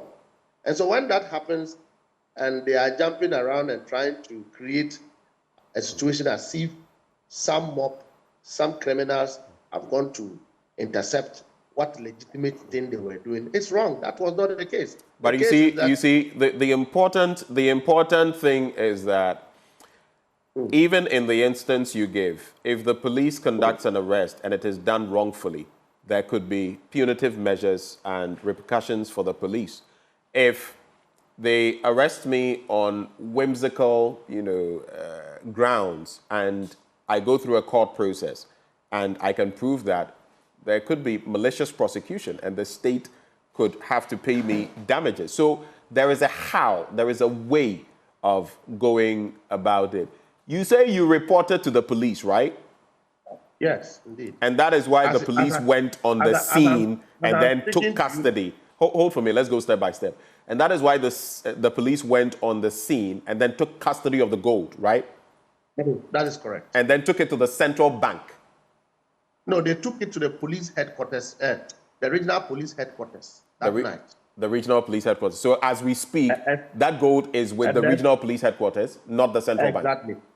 Exactly. But as at yesterday, the last information I got in the evening, I'm not there, was to the effect that the gold was moved to Bank of Ghana, back to Bank of Ghana, for further investigations to be carried. And I do understand, because if you leave it at the police, they don't have safes where they can keep gold. They don't have vaults, right? Vault. Yeah, if anybody goes to steal them, then it becomes another matter. The safest place to keep them is under the institution that has the necessary logistics to keep them for further investigation. And I think that is a very simple matter. It's not a complex issue. So that is the only place that I do not understand is when he wants to deny that, it was some mob of sort and some gentleman of a sort who tried to interrupt the process. This is wrong. The gold was at the airport. It was in the bullion van. And I'm sure that you would have been aware of the public outcry, not even from Joseph Yamin, but people crying, oh, they are stealing our gold, they are moving our gold. So therefore, if they have nothing to hide, they should submit themselves to the police, verify the documents, check what is happening, and that, the police, I'm sure, will cooperate and ensure that the right thing is done. Mustafa Gbande, Mustafa, just hold for me. And Mustafa Gbande, hold for me. Now, in law, he who alleges must prove. Okay? Yes. I am all for ensuring that what belongs to the state remains with the state and that individuals don't unduly benefit from the largesse of the state or steal or pilfer. I am all for that. You know me. But the point is, if you are alleging, it is up to you to prove. That is one. The second bit, do you know what processes these gold bars go through in terms of when they are being taken out legitimately, when government is doing business? Do you know the process? I don't deal in gold and I cannot speak to the processes. Okay. The reason I ask is that if you don't know the full processes, then how could you, together with Joseph Yamin, have come to the conclusion that those bars being taken out were being smuggled out by nefarious characters and not through official channels like the PMMC is saying? Nobody, Joseph Yamin never said so, and I've never said so. But whatever it is that people have made price over the movement of gold, and the same gold was sent in a bullion van. They have confirmed that it belongs to the government of Ghana. That is fundamental to the discussion. Once they have confirmed, and given the nature of things that are happening, that transition is ongoing. There are instances where people are just stealing government assets and stealing government assets. I don't think that you will be happy that there have been information that there is an illegal or some sort of movement of gold that belongs to the states, and that people would have allowed it to go without following up. I don't think you will endorse it. And so every government asset must be protected. And you are aware that we stopped our boys from engaging in unlawful activities. So any suspicious information, the police is called in and the police will take an action. And it's not always the case that you are making this principle before a court, but when it comes to investigation and suspicious items, the rule is not the same. The rule is that you should just report whatever you suspect to the police and let the police follow up. And in law, what you are saying there is right. If you see suspicious activity, you have to inform the police, tip them off, and let them do their work without necessarily interfering, unless it is necessary for you to do so, because you could do the wrong thing and then you could be in trouble. But if there's no need to intercept or anything, you can just give a tip off to the police and they will take it from there. But the PMMC says, okay, the PMMC says that all of this is much ado about nothing because this is part of their ongoing domestic gold purchase program, and that they were merely transporting these. And of course, they referenced the fact that this started in June 2021, and that they were merely transferring these gold bars for a confirmation of their weights, for their purity, and also to then determine their value. And then this process was disrupted by Mr. Yamin. How do you feel about that when they say this? It was not even being transported outside the country. It was just going to be checked for weight, for purity, and all of that. And then they would determine the value. And then this process was disrupted. That is not true. And go and check your records. 100 kilos. Didn't they take 100 kilos with KLM?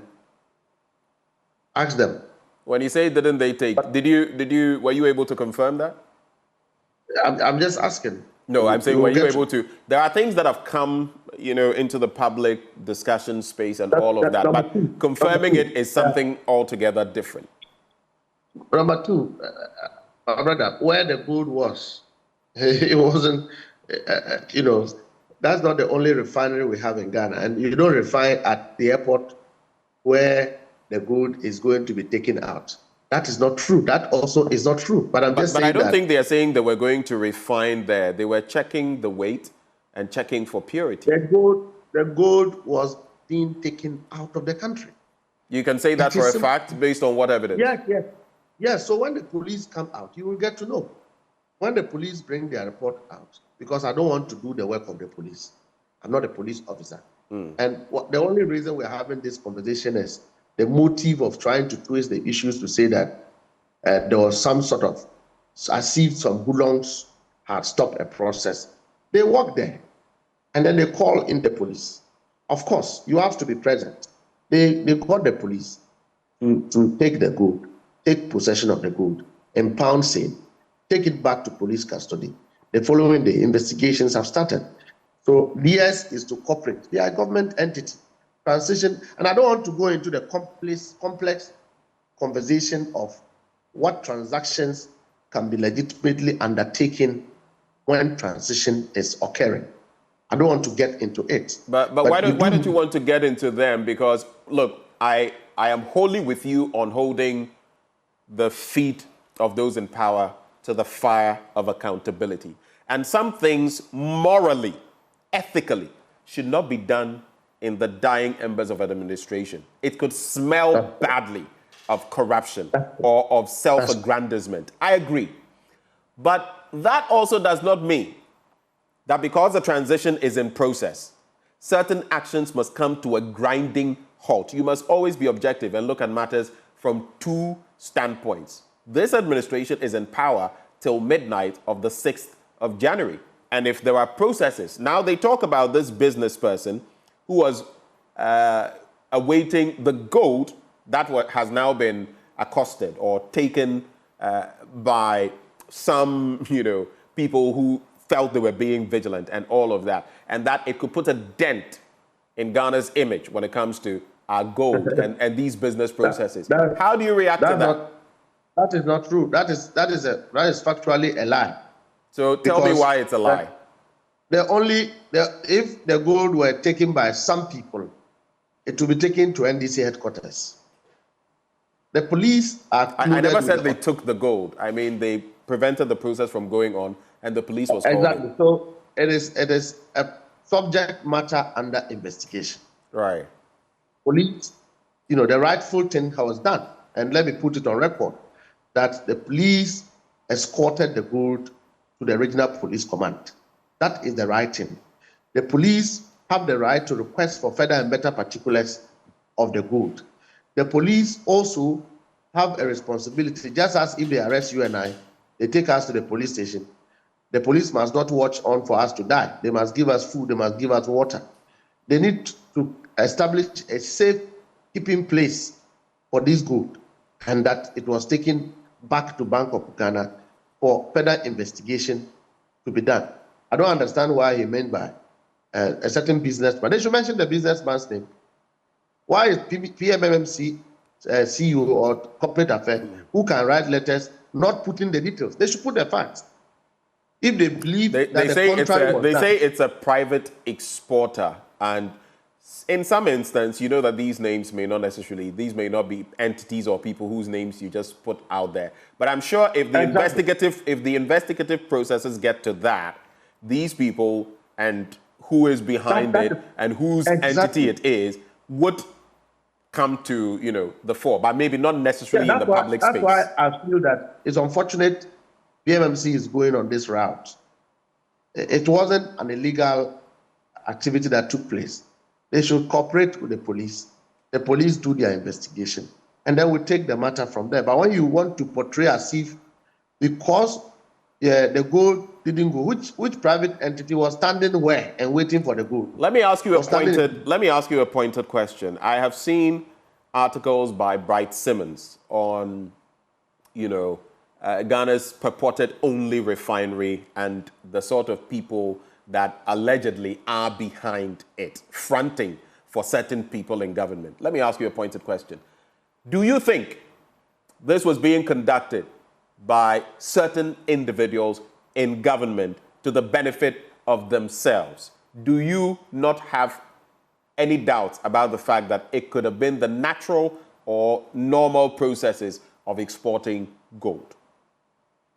Well, I have my own suspicions.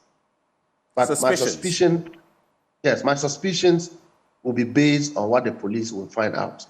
If you had allowed, if I had the right to do my own investigation, I'm sure that I would have pulled in all the facts by now. But the state institution was to do the investigation. They have impounded and committed the arrest.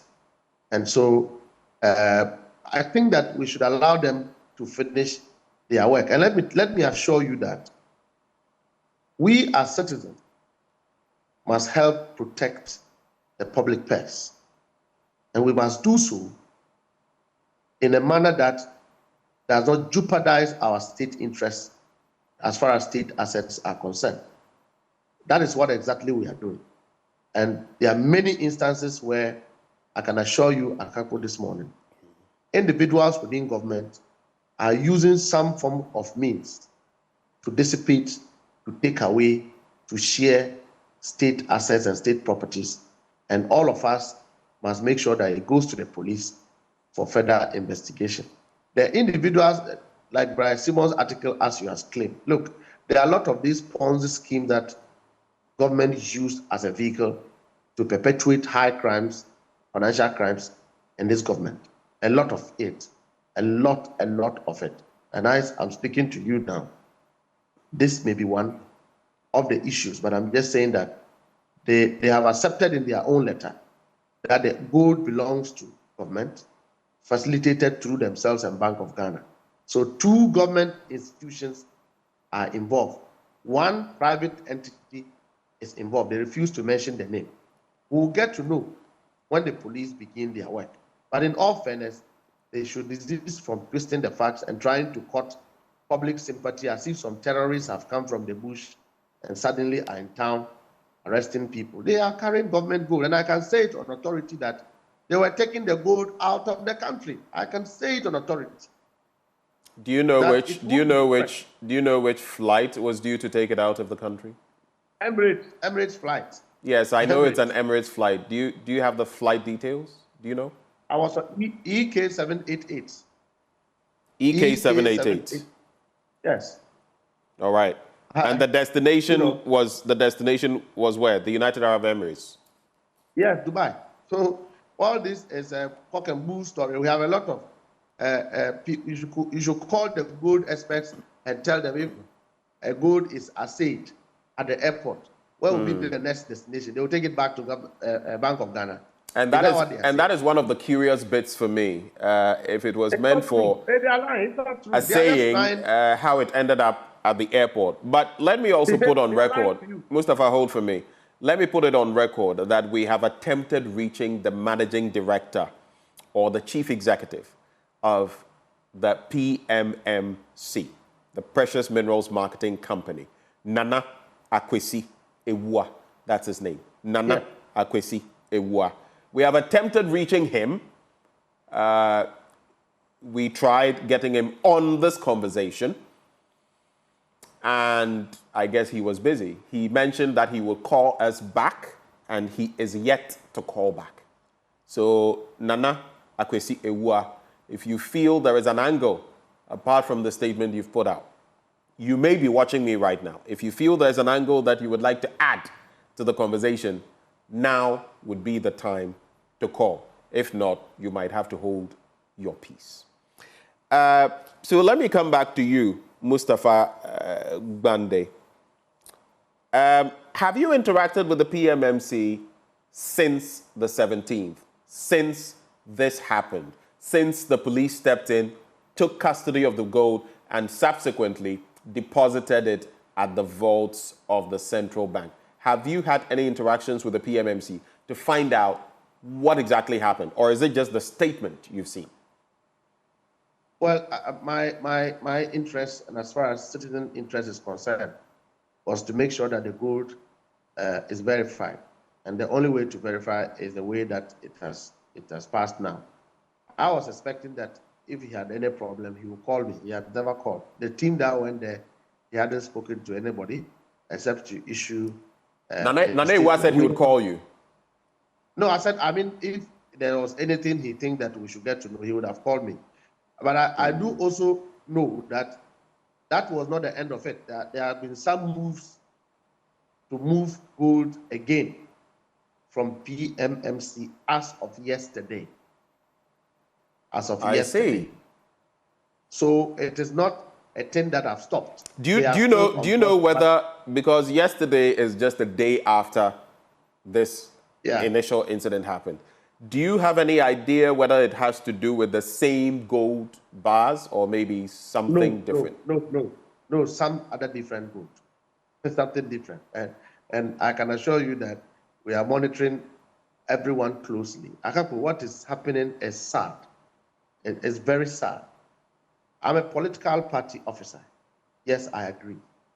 I'm not a government officer. But we should not look on for things like that to continue to happen to this country.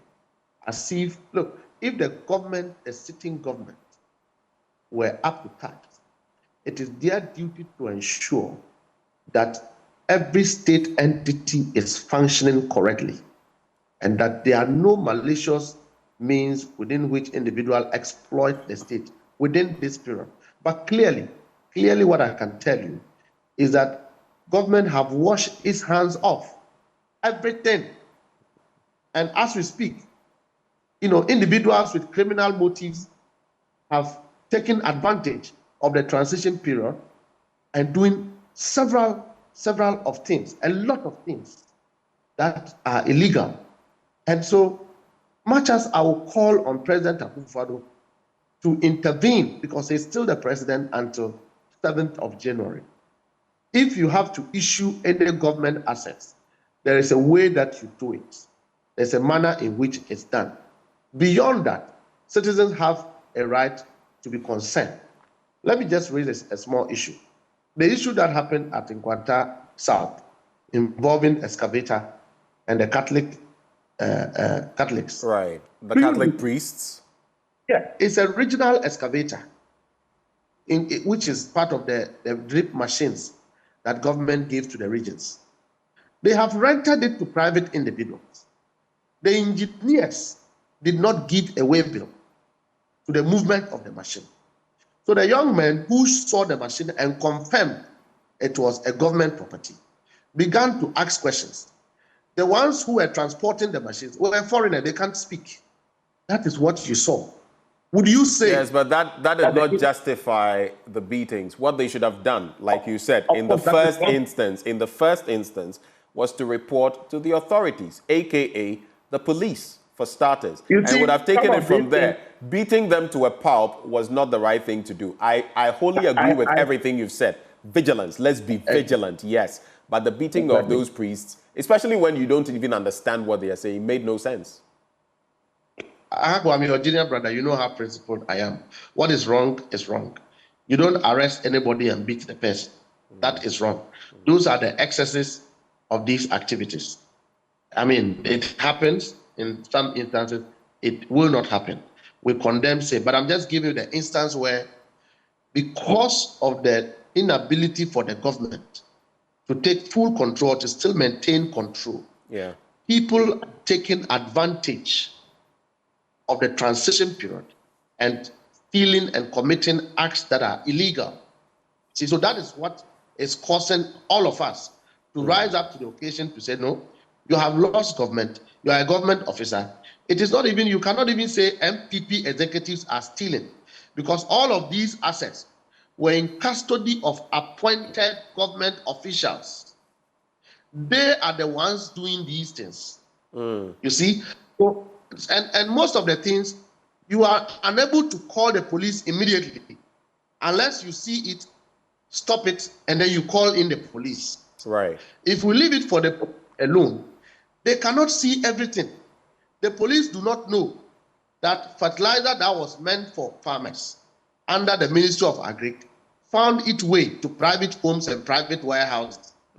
This morning, at the region, another information we are chasing is that the fact that we decide by the state is packed in a private dealer's warehouse. Okay, so we are getting the police involved to go and follow up on that story. It is wrong, and if you leave it for the police, they will not know. Yesterday, we impounded, I think 3 days ago, about 20 Land Cruisers parked in somebody's house. Vehicles, people are stealing. And I just told you. Where? Here in the Greater Accra region? In the Greater Accra region.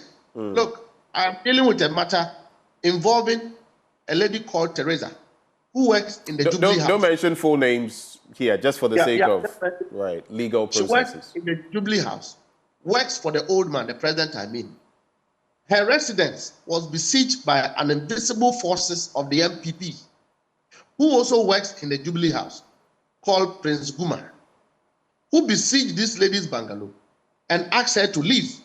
He is coming to demolish the bungalow because Asensubo Ache have sold him the land. Okay, I asked you not to mention names. We can't verify these statements you're making, so please avoid.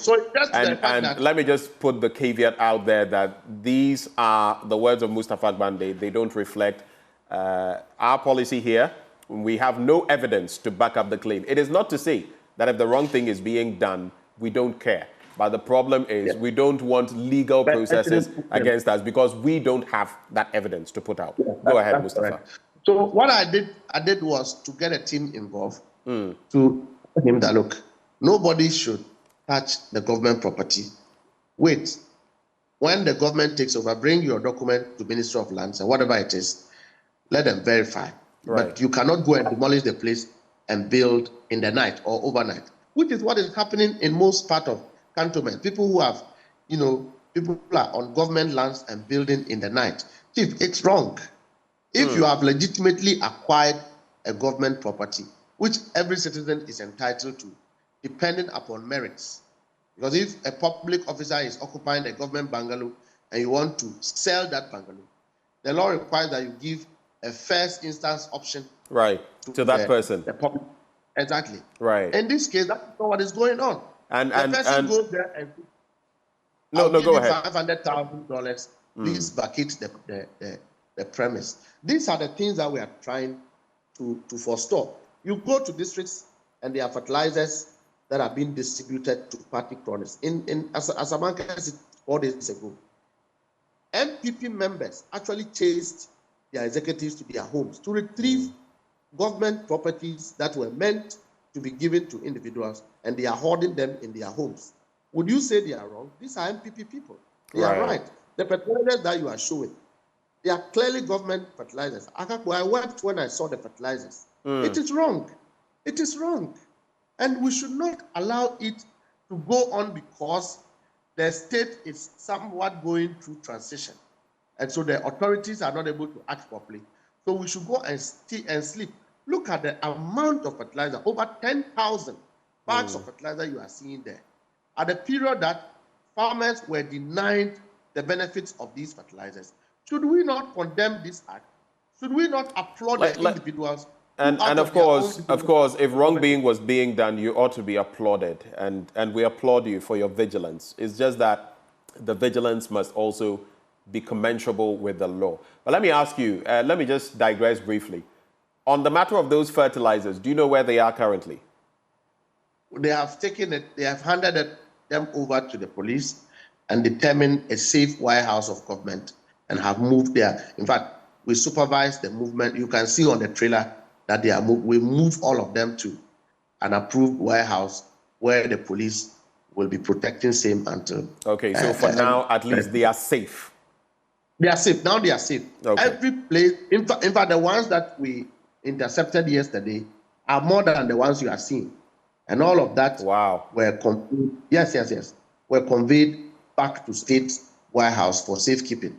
As I'm speaking to you in a front place, they have just intercepted yesterday over some 200 bags being shared by executives. And I'm told that the DCE is the one who have sanctioned for that to be shared.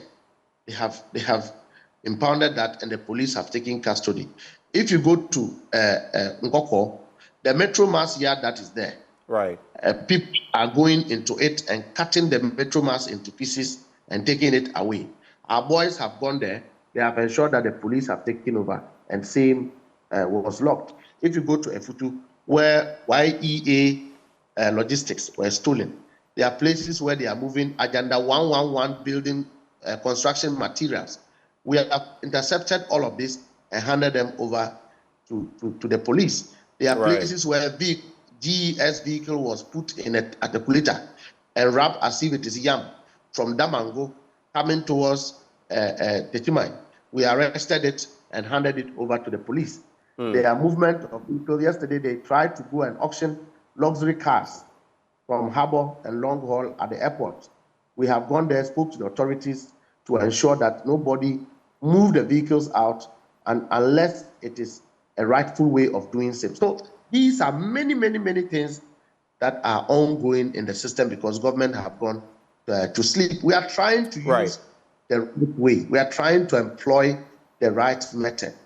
But some of these things, it happens in a way that is sophisticated. You will not get a police officer to be aware. All right. I think the point there is clear. I have to take your final point, but before I do that, of course, we must be very vigilant. I keep saying it. What belongs to the state must remain with the state for the benefit of us all, not for a few. And if, like has been mentioned, if you've not looted anything, you should not be afraid. But if you have, if your hands are tainted, then you would have every reason to shake in your boots, to quiver. And that is what I believe we must hold people accountable so that the poorest of the poor can benefit from the largesse of the state. But I'll just end with this, that I take your final words. The statement from the PMMC says, it is important to emphasize that a simple verification with the relevant authorities, including the PMMC and the Bank of Ghana, would have clarified the legitimacy of the process. Mr. Managing Director, we've reached out to you to give us further clarity. You are not speaking to us, okay? You say the management of PMMC stands resolute in its commitment to ensuring transparency, accountability, and compliance with all legal and regulatory standards. You could have given us that transparency by interacting with us. So you've had the opportunity. It's not that we denied you or your entity the opportunity. But anyway, that is how we are capping off this end of the conversation. Any final words, Mustafa Gbande, as you take leave of us? I want to thank you for also giving us the opportunity to explain this. I think yesterday, His Excellency elect President have set up a body that will take all of these complaints and ensure that they work on it properly for the purposes of the transition that is ongoing. And so most of these complaints will be forwarded to them. You will agree that the arrowhead for the issues of fertilizer is the Minister of Agric. And so now an official complaint will be laid with that committee for them to begin their process of investigation into how government fertilizers were found in individual hands. As far as this one is concerned, you know that it falls under Bank of Ghana and then the Minerals Commission and also the Ministry of Finance. A complaint will be lodged officially to the committee. Issues involving land, state lands, will also be reported officially to the committee. Now, if you seize or impound a stolen government asset and you take same to your house, it's also a criminality. We just have to state that we have informed the rank and file of the well-meaning Ghanaians who are in this industry of vigilance to ensure that you do not arrogate benefits and use of properties or items suspected to be state assets. Right. You have assisted the police to arrest. That will be a criminal act. We should help the country. We should protect what the country has. We should protect the taxpayer. We should help the new government take over properly and establish properly. Else, the victims of the suffering that will come will be still Ghanaians, not Togolese. All right. Thank you, Mustafa. To ensure that he gets his house in order. What is happening is awful. It's an eyesore. It's wrong, and we should not do that just because we have lost election. Ghana Mustafa Gbande is Deputy General Secretary of the National Democratic Congress. Mustafa, my apologies, but thank you very much. You've added a lot of insight into this conversation. As and when the PMMC and its managing director is ready to talk, we shall give them the opportunity to do that. But for now, they remain tight-lipped. But let me come briefly into the studio. Sweetie Abochi, you've been following the conversation. What do you make of it? Before we go oral and talk about Operation Recover All Loot, what did you make of it? The PMMC's angle and the NDC's angle. I think that we should check and double check before we come out. Maybe triple check. Triple check, you know. Because right now, it's check like... So you can't be putting out, you know, claims and all that without actually backing with facts. And I also think that the PMMC should have just named who this individual is. Yeah. And then it leaves us as citizens.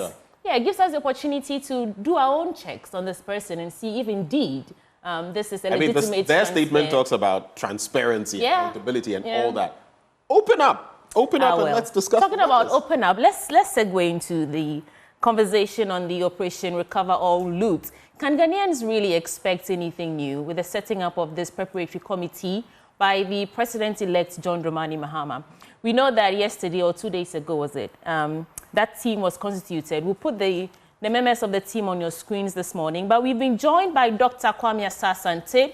He's head for the study of European Studies at the University of Ghana, as well as Edem Senanu, both joining us via Zoom to get into this, what really they make of it. Let me start with you, Dr. Kwame Asasante. Mary Ada from Ghana Integrity Initiative says that this committee is superfluous because we already have institutions to deal with corruption and corruption-related incidents. But what do you make of this and the, you know, the inauguration of a sort of this committee to lead Operation Recover All Loot? However, we are in transition, so they don't have any prosecutorial role. What do you make of it? Your initial comments on this? Yes, I think my understanding of this committee is to sort of receive information, if you like, complaints about some of the ills in the society that fall squarely in the area of corruption, so that they can also look at them and then pass them on to appropriate institutions to work on this. I'm saying this, I'm not part of those who design it and all that, but the inkling I picked from this is that this is similar to what President Kufuor established. You recall, he established, I've forgotten the exact name, something to do with accountability. Yeah, it's true. Right. Yes. That people should go there and, you know, report cases, give information. My understanding of this thing is that sometimes when you want people to give you information about issues of corruption, and it's difficult for them to use the police system. So a system like this will give them opportunity to tell their story. Then the committee will look at it. Since the committee, we don't know how it's going to be and all that, but for purposes of conversation, let's say that, yes, they receive this and then scrutinize it and pass it on to appropriate agencies to deal with it.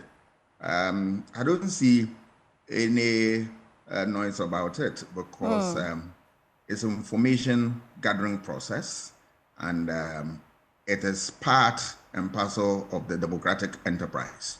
Right. So once they're able to do this, that's what I'm thinking. Then they pass it on to appropriate agencies, then they act. People are saying that they're superfluous, that against the backdrop that you have SHRAD, you have other institutions and all that. But you also understand that not everybody can go through that process, even though they have information. So if we have a way of getting information and pass it to them, ultimately, what is wrong about it? Come to look at the committee. This is a committee of people who have distinguished themselves in their fields of endeavors. You talk about the chairman of Kwijeto Ablakwa, we all know he's a citizen vigilante MP in Parliament, making sure that we get the basics right in our governance system. We've seen his activity, and it's similar to what there was an MPP man in the first Parliament. I forgot, Kwame Batels. Yes, he was doing this sort of business. I'm sure Ben and Sweetie, you recall. the work of Kwame Bartels. They were calling him Parliamentary 007. I remember. You know, he was doing a lot of stuff in here, exposing a lot of things. So he's very experienced. He's in the almighty Domlevu. We all know what he's capable of doing in terms of his work. I have no doubt whatsoever in my mind that people like this, when they get information, they will be able to act on it very well. Kofi Boache, a fantastic police officer who worked with distinction, and then he's now doing the last national service. I believe that he will be able to give us what is under his sleeves for the third national service. Right. Come to look at Martin Pebu. Yes, a very experienced lawyer and very good, and he knows his job. So when they scrutinize these things, I'm not sure we are going to have problems. If you look at my own colleague and friend, Raymond Archer, a fantastic journalist who has worked over the years. So all in all, when you put the team together, they should be able to find something meaningful and then pass it on to whatever agencies that they want to. The reason that I support this call is that, you know, when you have this setup serves as a sieve, if you like, to get us the basis quickly and pass it on without wasting time. Because remember, this government has nothing but 4-year tenure, which every government has. But there is a lot of responsibility on the part of this government. And part of it is what he campaigned on, that he wants to root out corruption from our midst. And he has been in office for too many years as a vice president, as a president, and coming back. So my understanding is that he has seen that this should be the catalyst that will speed up the reactions. Okay. Thank you, Doc. Let me go to Edem Senanu for his remarks as well on this Operation Recover All Loot. Edem, there are so many arguments making the waves. Which one do you align with, and why? On this score, I disagree with my sister, Mrs. Mary Awalanada. This is very important. I think it's a good idea. Whistleblowing is a well-renowned approach to gathering information. And indeed, if you've analyzed it, there's a value chain. They are just gathering the facts. That's what they are responsible for. And then it will be transferred to the relevant investigative prosecutorial agencies, whether it is the OSP or TRAJ. I don't think that there is any reason why we say this is superfluous, especially on the backdrop of recent Afrobarometer reports, which have said that over 30% of Ghanaians say they are reticent to reporting corruption and corruption-related crimes for 2 reasons. One, they fear a backlash because the anonymity may not be actually guaranteed. And secondly, they're not too sure whether anything will be done. Now, what this committee does is to provide a platform to facilitate this and to guarantee or to assure Ghanaians that, look, we have a system in place where we facilitate, we'll keep your identity, anonymous, and we will follow up to make sure certain results come out. Right. I think it is innovative. Also within the transition period, that this is a time where many people who realize, okay, we may be going out of government, may be so inclined to think that, no, at this time, let's hide something, let's transfer something, let's relocate something. In my view, this ought to be institutionalized, no longer just a partisan initiative, but for future governments within the transitions law that we have. One of the committees ought to be one that looks like good governance and anti-corruption and does this kind of thing. So anybody who gets into government knows that at the exit point, this is going to happen where Ghanaians are being asked for information. That in itself will serve as a further deterrent for the kind of untoward actions that some people would think they can do and get away with it. So I am fully aligned. I just think that the committee needs to be cautious in how they handle the information they receive so that people's integrity, their reputation, there is no unnecessary reputational damage because something is leaked out before we arrive at a proper conclusion on the matter. So that would be the caution that I'll throw in there. Right. Thank you, Edem. And Ben, so it looks like nobody is really against the formation of this team, but caution should be taken. I don't know what you make of it. Well, that is what Edem Senano is saying, institutionalization. But when you talk about institutionalizing this, Adam, what exactly do you mean? The 5-member committee will do its work. Should it then spill over into a sort of body that will now become constitutional and then take up the work from there? Because looking at the components, you have an investigative journalist in there, you have Daniel Yaldomelevo, former Auditor General, you have a member of parliament in the person of the head of that group, Samuel Kujato Ablakwa, you have a retired police officer, you have a lawyer in there. Would this institutionalization then mean retaining these people or setting up a new system framework with legislative backing for the future? What really does it mean? I am looking at the current transitional law. You know, we have something in place that's supposed to govern the process between governments. We had some confusion in the past. We came up with these guidelines to ensure that these things are done in a much more diplomatic and a coherent manner. Now, in that law, so you are right that I'm looking at some kind of legal reform. I'm saying let's not just have some committees that deal with administrative, financial, and so on. So one of those committees within that law, which would mean that it will be a new committee each time a government comes up. They will have to look around, identify persons that fit the bill, and assign them this task of gathering information from the citizens. I'm saying that having that in place would be a sustainable way of ensuring that people going to government know that, look, at the exit point, even before the transition has been completed, Ghanaians are going to be asked for information. So if you think you're on a board and you suddenly shift some board money, or you have gotten access to some land, you're going to change the documentation, all citizens who are aware, and by the way, this is not in a vacuum, it is Article 41F. You know, sometimes I think that we need to educate our citizens very well. When I was trying to find it, I don't know whether I still have it. I'll read it to you later. But Article 41F, okay, I found it. It's very specific. It says, to protect and preserve public property and expose and combat misuse and waste of public funds and property.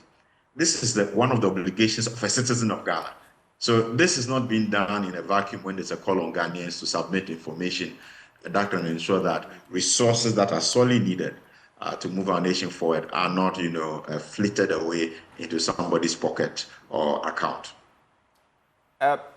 Do you think embarking on an enterprise like that, and I'm asking this question for a reason, we don't know how much we would have to pump into it as taxpayers.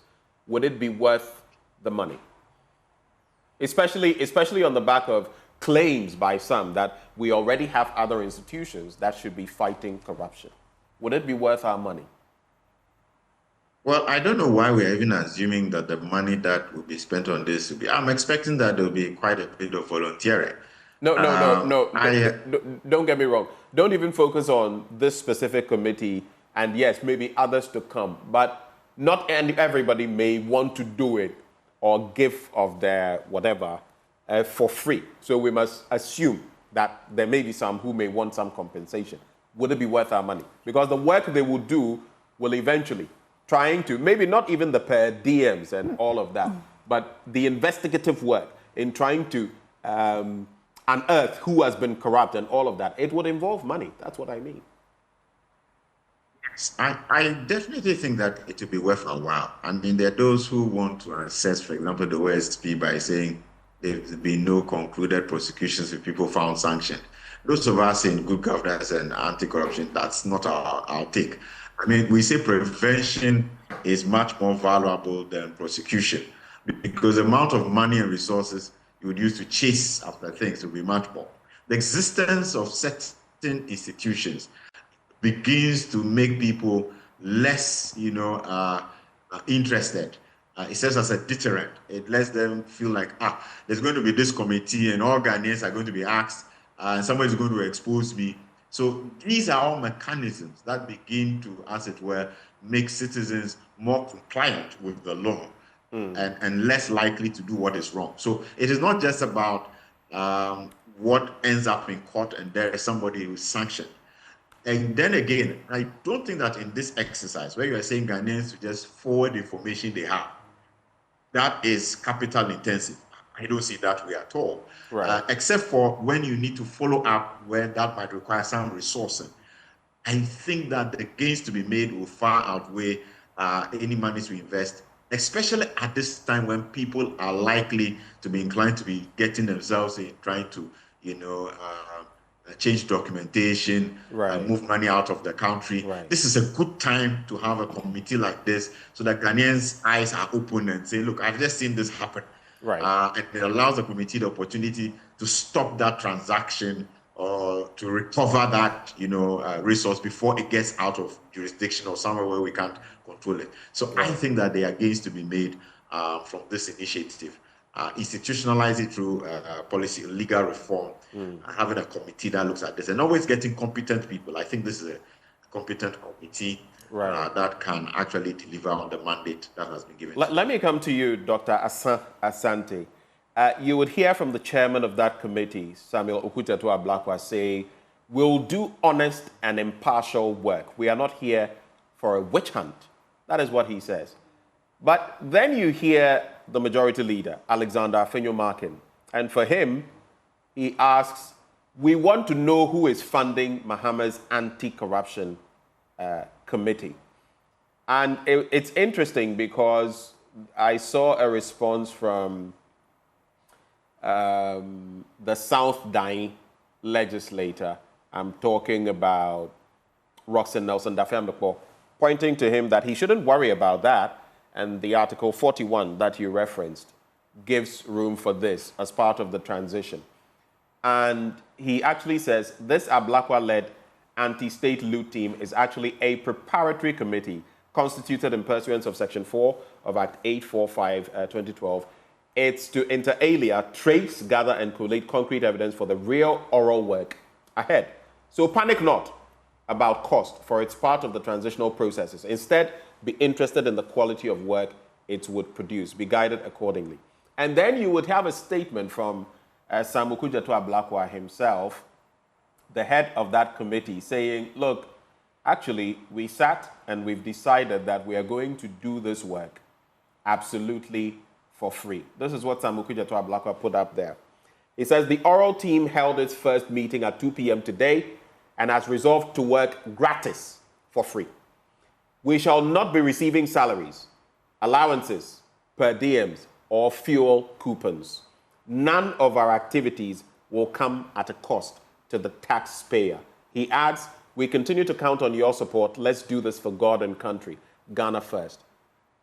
Doc, what could be better than this? The idea that they want to do it for gratis is good. If you look at the fact that you have people who want to dedicate themselves to the service of this country without taking anything, we must commend them for that. Right. Even if we need to spend money in there, are you asking the cost of, sitting down without doing anything for the state to lose about $3 billion a year to corruption? Actually, it's way more than that. We've gone past what the finance ministry said. It could be $6+ billion by now. Okay. Let's handle it at the level of $3 billion. We are in IMF looking for $3 billion. If we can spend very little to do this exercise and get results, is it not worth its while? Right. I think it's important. Remember, sometimes when police need information about murder and all that, they put a bounty. They put some money out there that if we're able to give us information, we are prepared to pay them. And do we also question that? You are spending so much to get information? No.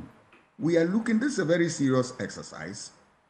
So even if you want to spend some money there, it shouldn't be difficult because we are getting the benefit far exceeds what we are going to lose in effect.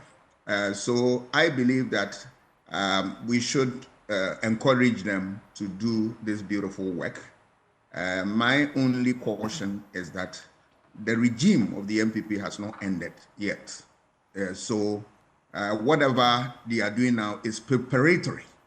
It has no legal basis now until the government ends January 7th. Right. Then, you can begin to have a system. Otherwise, and we are running a certain parallel system which will become unconstitutional and all that. That's my only caution.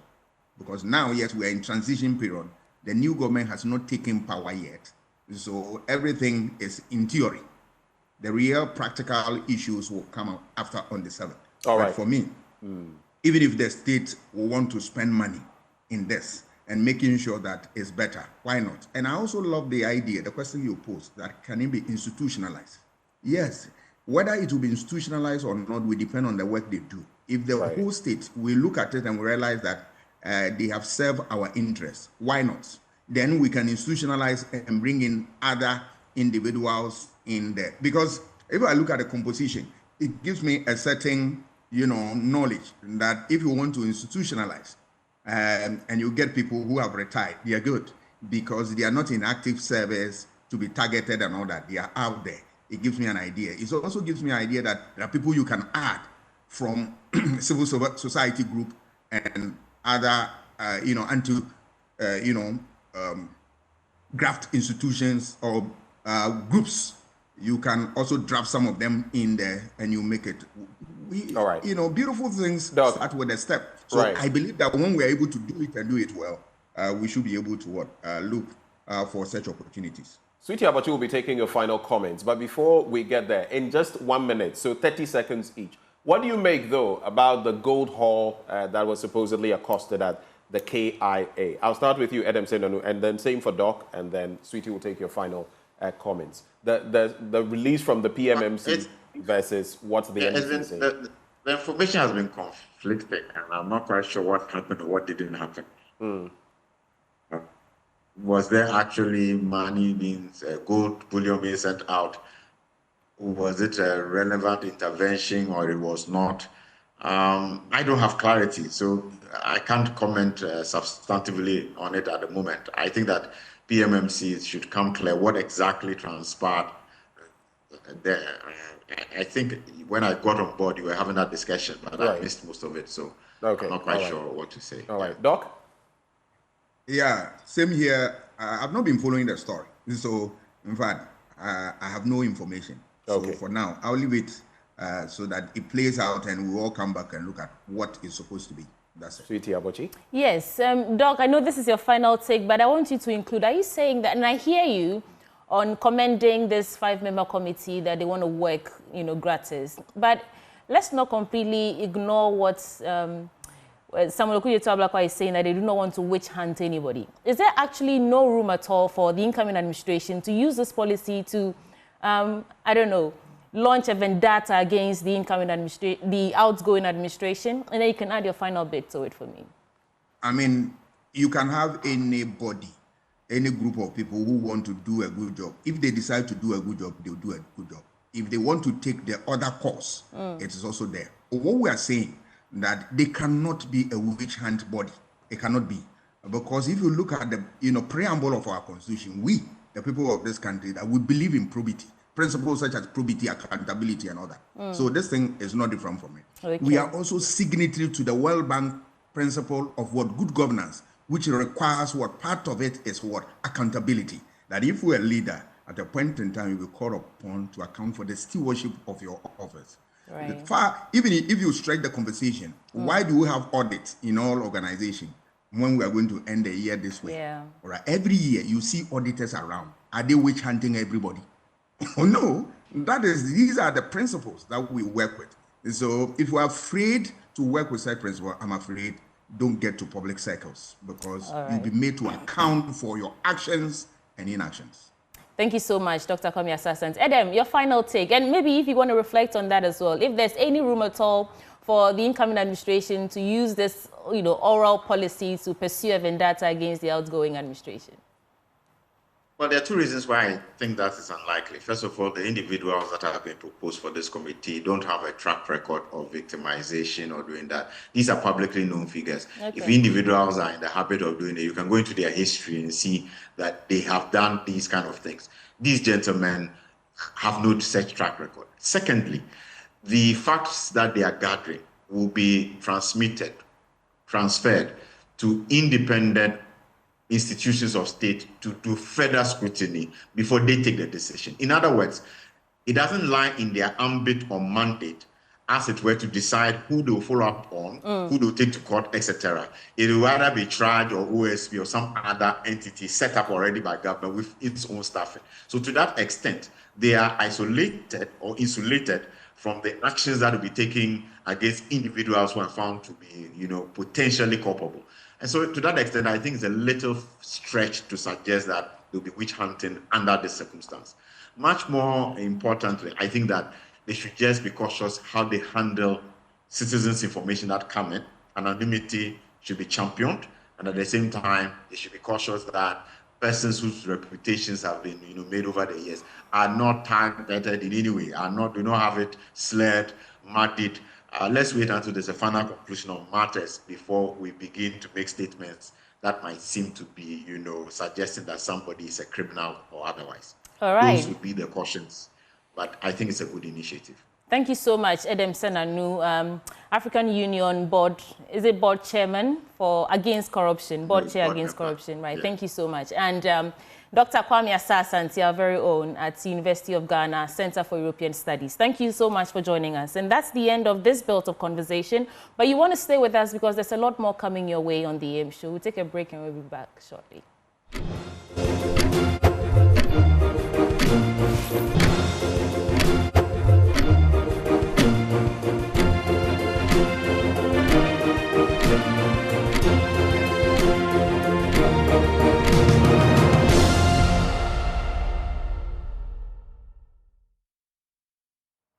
Now, have you thought of an ideal Christmas present? And let me add myself in there for a birthday present. Well, make Syntex Tank the perfect Christmas present in all homes. This Christmas, gift a Syntex Tank to your family to give your family access to clean water. It's not just for Christmas, it's for a lifetime. No matter where you are in the country, just call 0244 335 168 and we will make it happen for you. Don't make it rice, don't make it oil. I mean, that's so usual. Make it Syntex Tank. Syntex Tank is strong, yet tough. Benjamin will tell you more. Well, from Syntex, let me tell you about the Medicas Hospital. You know your health is your wealth, and that's why I'm offering Medicas Hospital, a modern healthcare facility built with your recovery in mind. They have spacious wards built with your family in mind, a warm and caring pediatric unit built with your children in mind, and to boot, they have assembled some of the brightest minds in medicine, led by Dr. Yaosafo, the drive-time doctor, to serve you. And guess what? They offer many different services, general medical services, as well as specialist services in plastic surgery, obstetrics, gynecology, child health, urology, psychiatry, and eye care. And to add on to all of that, they also offer a comprehensive medical diagnostic service encompassing endoscopies, medical laboratory services, x-rays, and scans. And if you're looking for highly effective, efficacious, affordable medicine, they have that in their pharmacy as well. So all you have to do now is head to their location. They're bringing you the most powerful medicine of all, simple human kindness and empathy, and they're priding themselves on holding themselves to the highest attainable standards.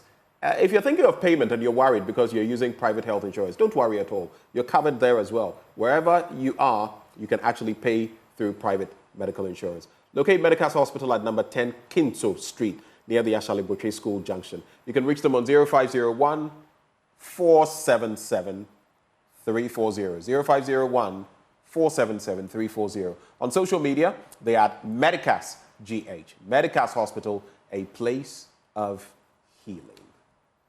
Now, earlier we told you that we'll be bringing you some more stories on our big story conversation. Now, academic work has severely been impacted for as many as 3,000 pupils after fire gutted some parts of the Kwashiman cluster of schools at the Ablekuma North constituency. We want to take you there and tell you how the pupils are coping after that devastating fire incident. My colleague Jacqueline Ansamayeboa was on ground and now reports. It's 10:30 a.m. on a hot Wednesday morning at the Kwashiman cluster of schools. Learners are seen loitering, whilst others sit on the bare ground under the scorching sun, waiting for their turn to write exams in a borrowed space nearby. We are come to write exams, so we should stay. But so what happened after? Did you write the exam? Yes. Where? Which building? Here at our But that's not your class. block. That's your class. No, this is supposed to be your class. Yes. So you wrote the exams. Yes. The fire has burned all the books. You'd all be confined there. Yes. And that building is what building? The teacher's staff. That's where you'll be at. Yes. We are a lot. For parents, the situation is heartbreaking. My child attends this school, and I also run my business here. Yesterday, I asked her to take some of my things ahead to school. Not long after, she returned with the items, saying the school building was burnt. At first, I didn't believe her, but other children confirmed it. When we came to the scene, it was heartbreaking. This situation has deeply affected us, especially since the students are currently writing exams. My child is in Form 3, and this disruption is very troubling for us. I was deeply saddened by the news. This is government property that has been destroyed, and now the children will be left idle at home. During vacations, they know it's a break, but this is different. They have nowhere to go. With the building they relied on now burnt, what would they do? We urgently need swift intervention to address this situation. Another parent, visibly distressed, shared how the crisis is negatively impacting her work life. I'm deeply concerned about the children staying idle at home. It could take 2 to 3 months before they are called back to school, which is troubling, especially since they are in the middle of exams and examination fees has already been paid. Now, instead of learning, they'll spend their days playing at home.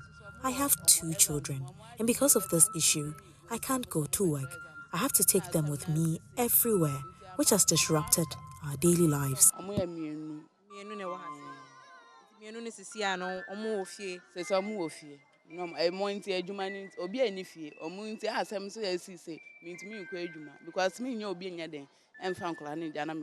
The education director for the Ablekuma North Municipality, Perry Ofori, painted a grim picture of the aftermath. That particular block, it contains one primary school at the ground floor.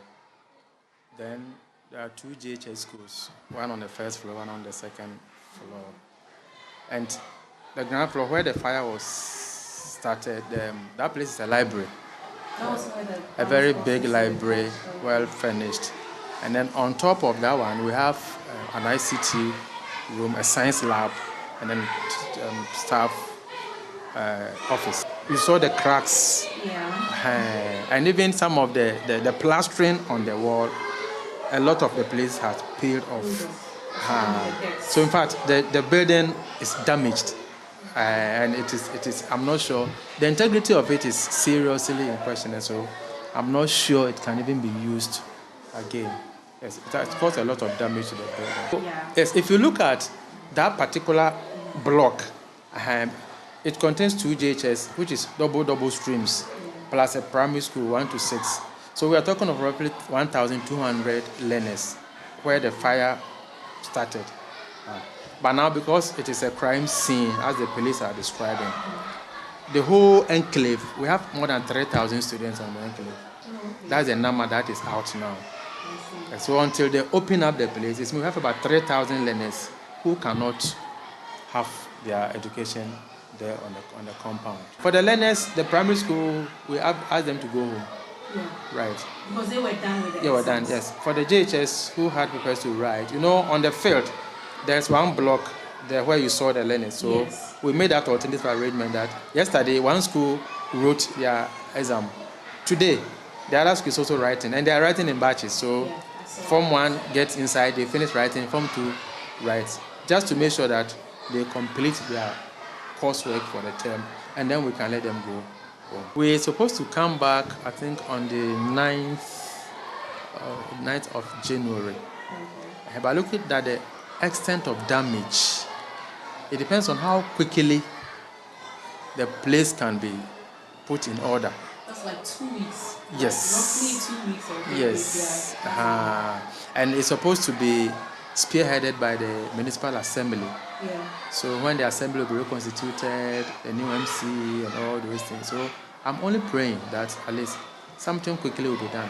Other than that, by the time school reopens and the place is still as it is, then we'll have to look for alternative arrangements for the learners because academic work must continue. They've also been traumatized in a way.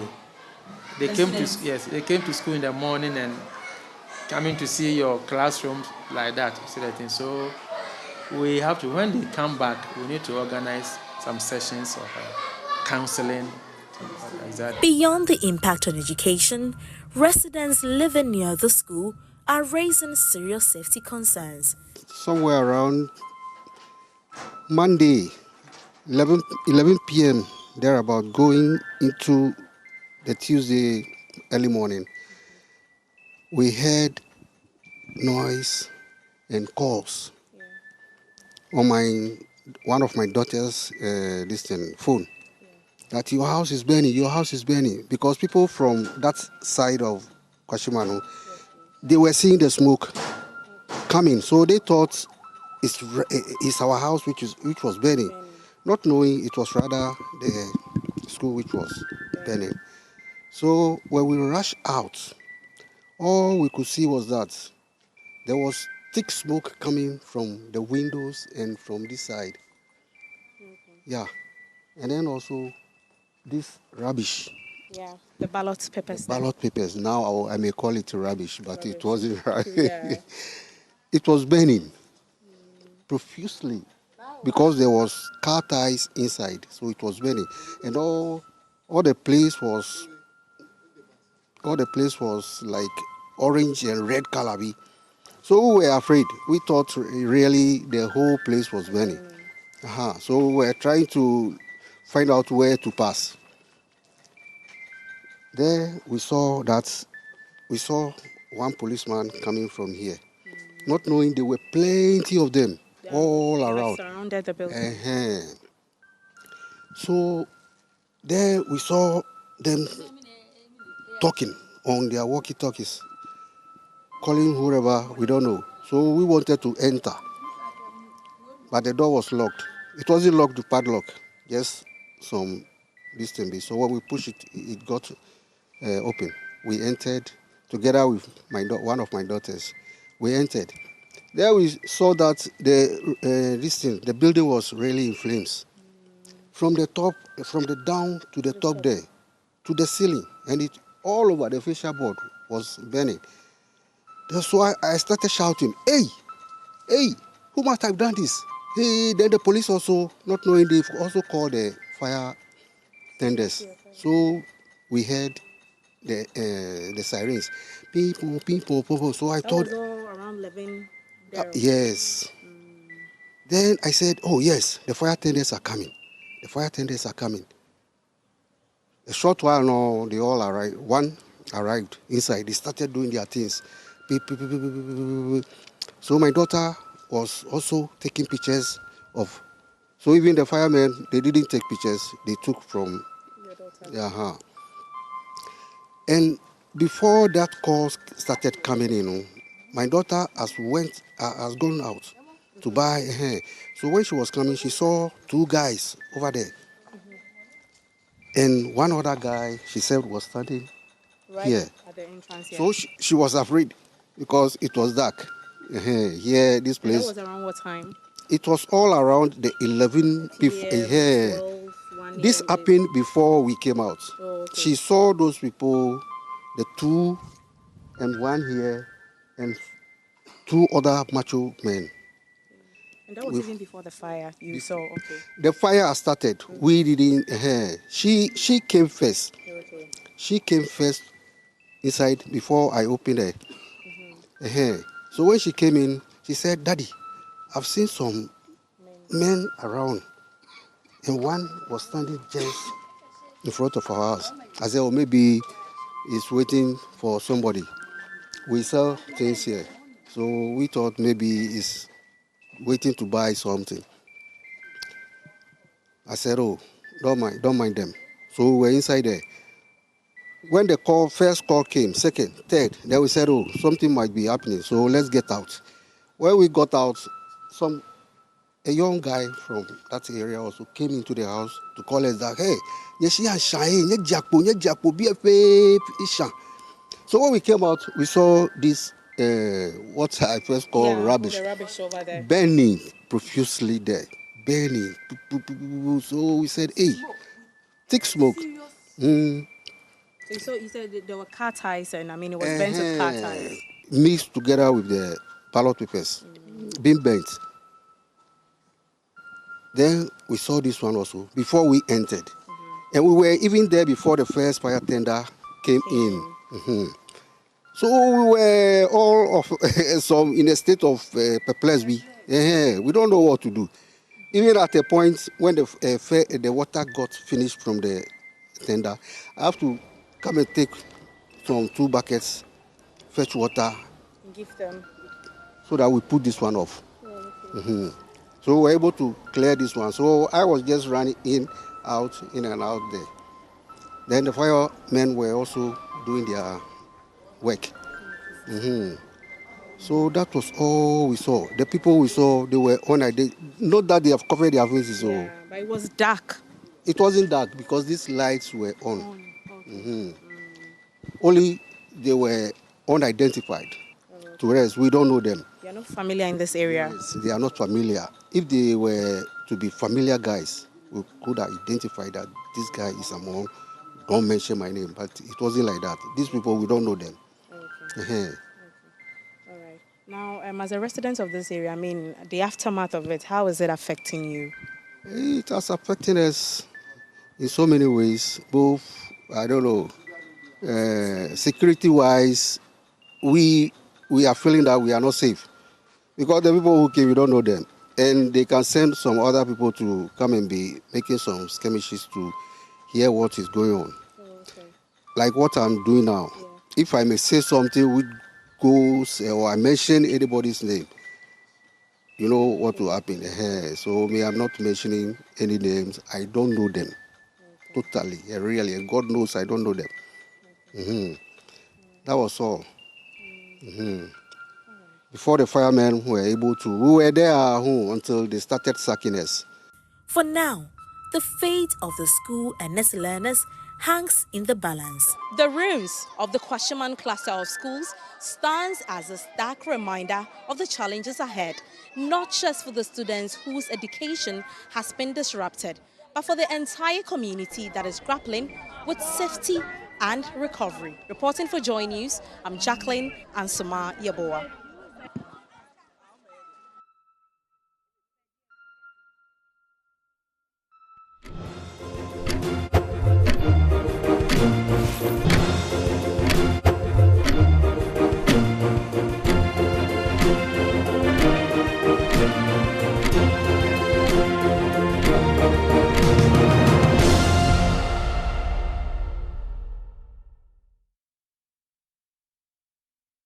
You want to safeguard your life, you want to safeguard that of your family as well. If you wash your hands, wash them under running water with soap. I see people sometimes use the latrine and then they just go and do this under the tap. Well, so more, and I'll bet it.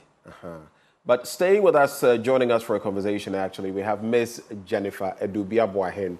She is a health promotion officer at the Greater Accra Regional Health Directorate. She joins us for a conversation. That was a beautiful animated piece. Is it from the Ghana Health Service? Yes, please. It's from the Ghana Health Service with sponsors from our partners. Wow. That's actually very interactive. It's a very good animation over there. I also do know that there have been some drives, especially in the Western region, where this has been on the uptick. But let's even start from what cholera is very briefly, and what the status quo is in the country when it comes to cholera. What is cholera? All right, so cholera is a bacterial infection. It's an acute one. Suddenly you see that maybe you start having diarrhea and then you start vomiting indiscriminately. You can't hold yourself. And without proper care, you see that it can escalate and get worse. Some of them will start experiencing shock. And how do people get this? People get it through ingesting contaminated food and water. So people that may have eaten food that has been contaminated with the bacteria, when you eat it, you see that you start having the infection. Yes. And we've seen it starting, if you watch the video, we've seen it starting from communities where they've had poor sanitation. Where there is poor sanitation, rubbish here and there, open here, defecation, stuff like that. Yes, and then not having good water, good source, drinking water, yes.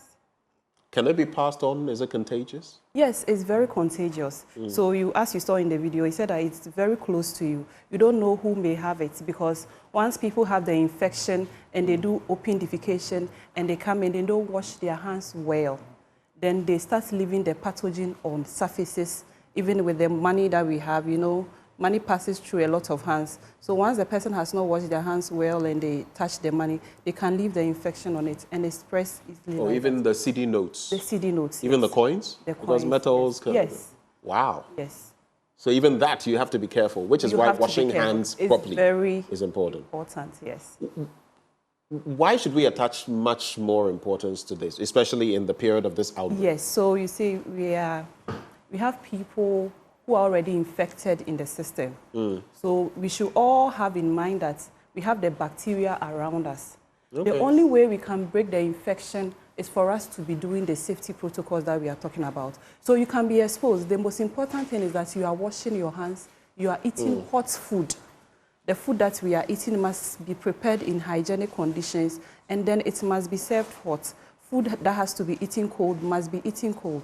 Food that has to be preserved. So those are food vendors, our sellers, from the market women, we advise that they don't display the food on the floor, because the bacteria is already in the system. So as the food is on the floor, it can get contaminated, and then the money we've mentioned it. So everyone must protect themselves, yes. I see.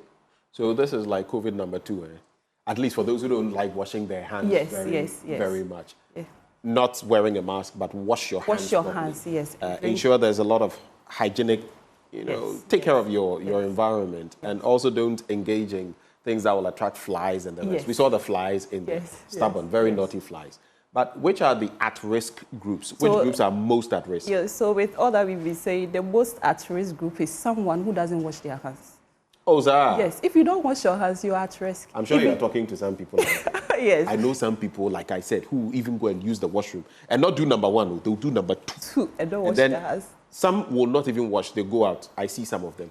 Others, they will just open the tap, no soap, then they are gone. Yes, so that is not the best. So you have to wash your hands properly, like we've been talking about. Wash your hands under running water with soap.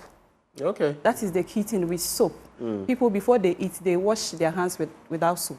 It's after eating that they wash with soap. And some people, some food is, if it's not soupy, they think that you don't have to wash your hands. And as Christmas is approaching, you will see that people will go for parties. Foods will be served. Before you get to the food, you may have shaking hands with people. We expect that when the food comes, at least wash your hands. If you can't, and it's finger food, that's why they serve it with a toothpick. Make sure that what you are using to pick it is clean and it's not dirty, or you can use tissue. So these little things can save you. So another at-risk group is those who travel a lot. We know that some parts of the country is endemic with cholera, even in African countries. So people may have gone to other places and have contacted the disease. Already we have it in Ghana, and then some of our cases even came from Nigeria. We had some people that brought in the infection from Nigeria. So people who are traveling around, could be infected and could spread it around. And Christmas, we are expecting our people to come. You don't know where someone may have been. So that's why as an individual, you are supposed to ensure that whatever you are ingesting, the water you are drinking, the food you are eating is safe. Yes. What are the signs and symptoms? How do I know I have cholera? Yes, so the first one will start with some stomach upset, and then you start having diarrhea. And the diarrhea for cholera is like rice water. The lab people will tell you, yes, it's appear rice water-like. And then those who have it, you can't hold yourself. So it can maybe start at 1, and then within 24 hours, it can escalate. It can become worse. You don't want to wait for 24 hours. We don't want to. So once you see the signs and symptoms. So once you see it, we say that the first thing you have to do is to rehydrate. So when you start having diarrhea infection, you drink enough water, you get coconut or anything that can hydrate you. Give you some electrolytes. Yes, before you now seek medical attention. How important is ORS in all of this? And Yeah, how so do people ORS even, is fine. should they preferably go to the pharmacy and buy, or can they use, because Yes. growing up we were taught how to make Yes, ORS. so What ORS is very key. So you can also hydrate with the ORS, but don't buy Imodium. You know, people are doing self-medication. Their plan is to stop their diarrhea. Yeah. We don't want that. I Should mentioned run out. earlier, yes, cholera is bacterial infection. So buying that one will not prevent the damage that the bacteria has caused within you. So we expect that you hydrate and then you seek medical attention. And then it's free. Coming for treatment is free. Okay. And it's easily spread, right? It's easily spread because you don't know who may have had it. And then if you are in a house where someone has had an infection, people who have the cholera infection, or if you have started experiencing diarrhea, please, we say that don't cook because you can easily spread it. Yeah. If we don't take proper care, it can spread easily within even families. So you have a family where maybe one person brought it. By the time you realize, about 6 people in the household have also had it because of how it is. So we expect that once someone is sick, bring the person to the hospital, and then we will know how to take care of the person. Is cholera curable? How Yes. can it be managed? Give us, and maybe add where people can get information when... All right, so that's why I said that the first thing you do is that you hydrate, and then you get to the nearest medical center. The physicians and the nurses there will take care of you. They'll give you the proper treatment. Yes. Okay. And if people want more information? If you want more information, yeah, so you can come to any clinic around you, or you can also go to the Ghana Health Service website to seek more information. So this festive season, we know, with all that I've said, cholera can easily spread. And we have mentioned that the main source is through contaminated food and water. And Christmas comes with a lot of eating and drinking. So we want our people to be very careful so that we don't have escalated cases after Christmas. Yes. Are there any other preventive measures? Yes, so we mentioned the sanitary one. So in communities where there is no good, proper latrines, we ensure that maybe opinion leaders can help. And then community members too should avoid open defecation. Okay. Yes, we've been talking about it a lot. We have communities where they can't do anything about it. That way, we've taught them that if you have to do open defecation, make sure you dig and then you bury, so that we don't expose our community members to infections. All right. I'll take your final words. I know that from Saturday, thereabouts, or was it Sunday, there was a drive in the Western region, Yes. which has been the most impacted region, vaccinations and all that, and it's ending tomorrow. Yes. Maybe a specific message for the people in the Western region? Yes, so the reason we are doing the vaccination, we started from there, is because of the cases we are recording there. So we want our people who are around there to actively participate in it. It will protect each and every one of us if we get the vaccines. All right. Jennifer, thank you so much for joining us for a conversation this morning. And we pray for the very best. That is Jennifer Edubia-Boahen. She's a health promotion officer at the Greater Accra Regional Health Directorate.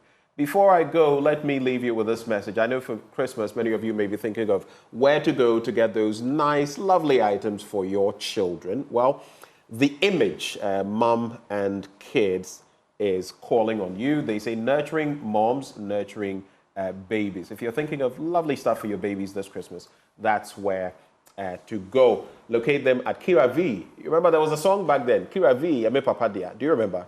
Kira V, Ahonjo, roundabout stretch for all your kids shopping this Christmas.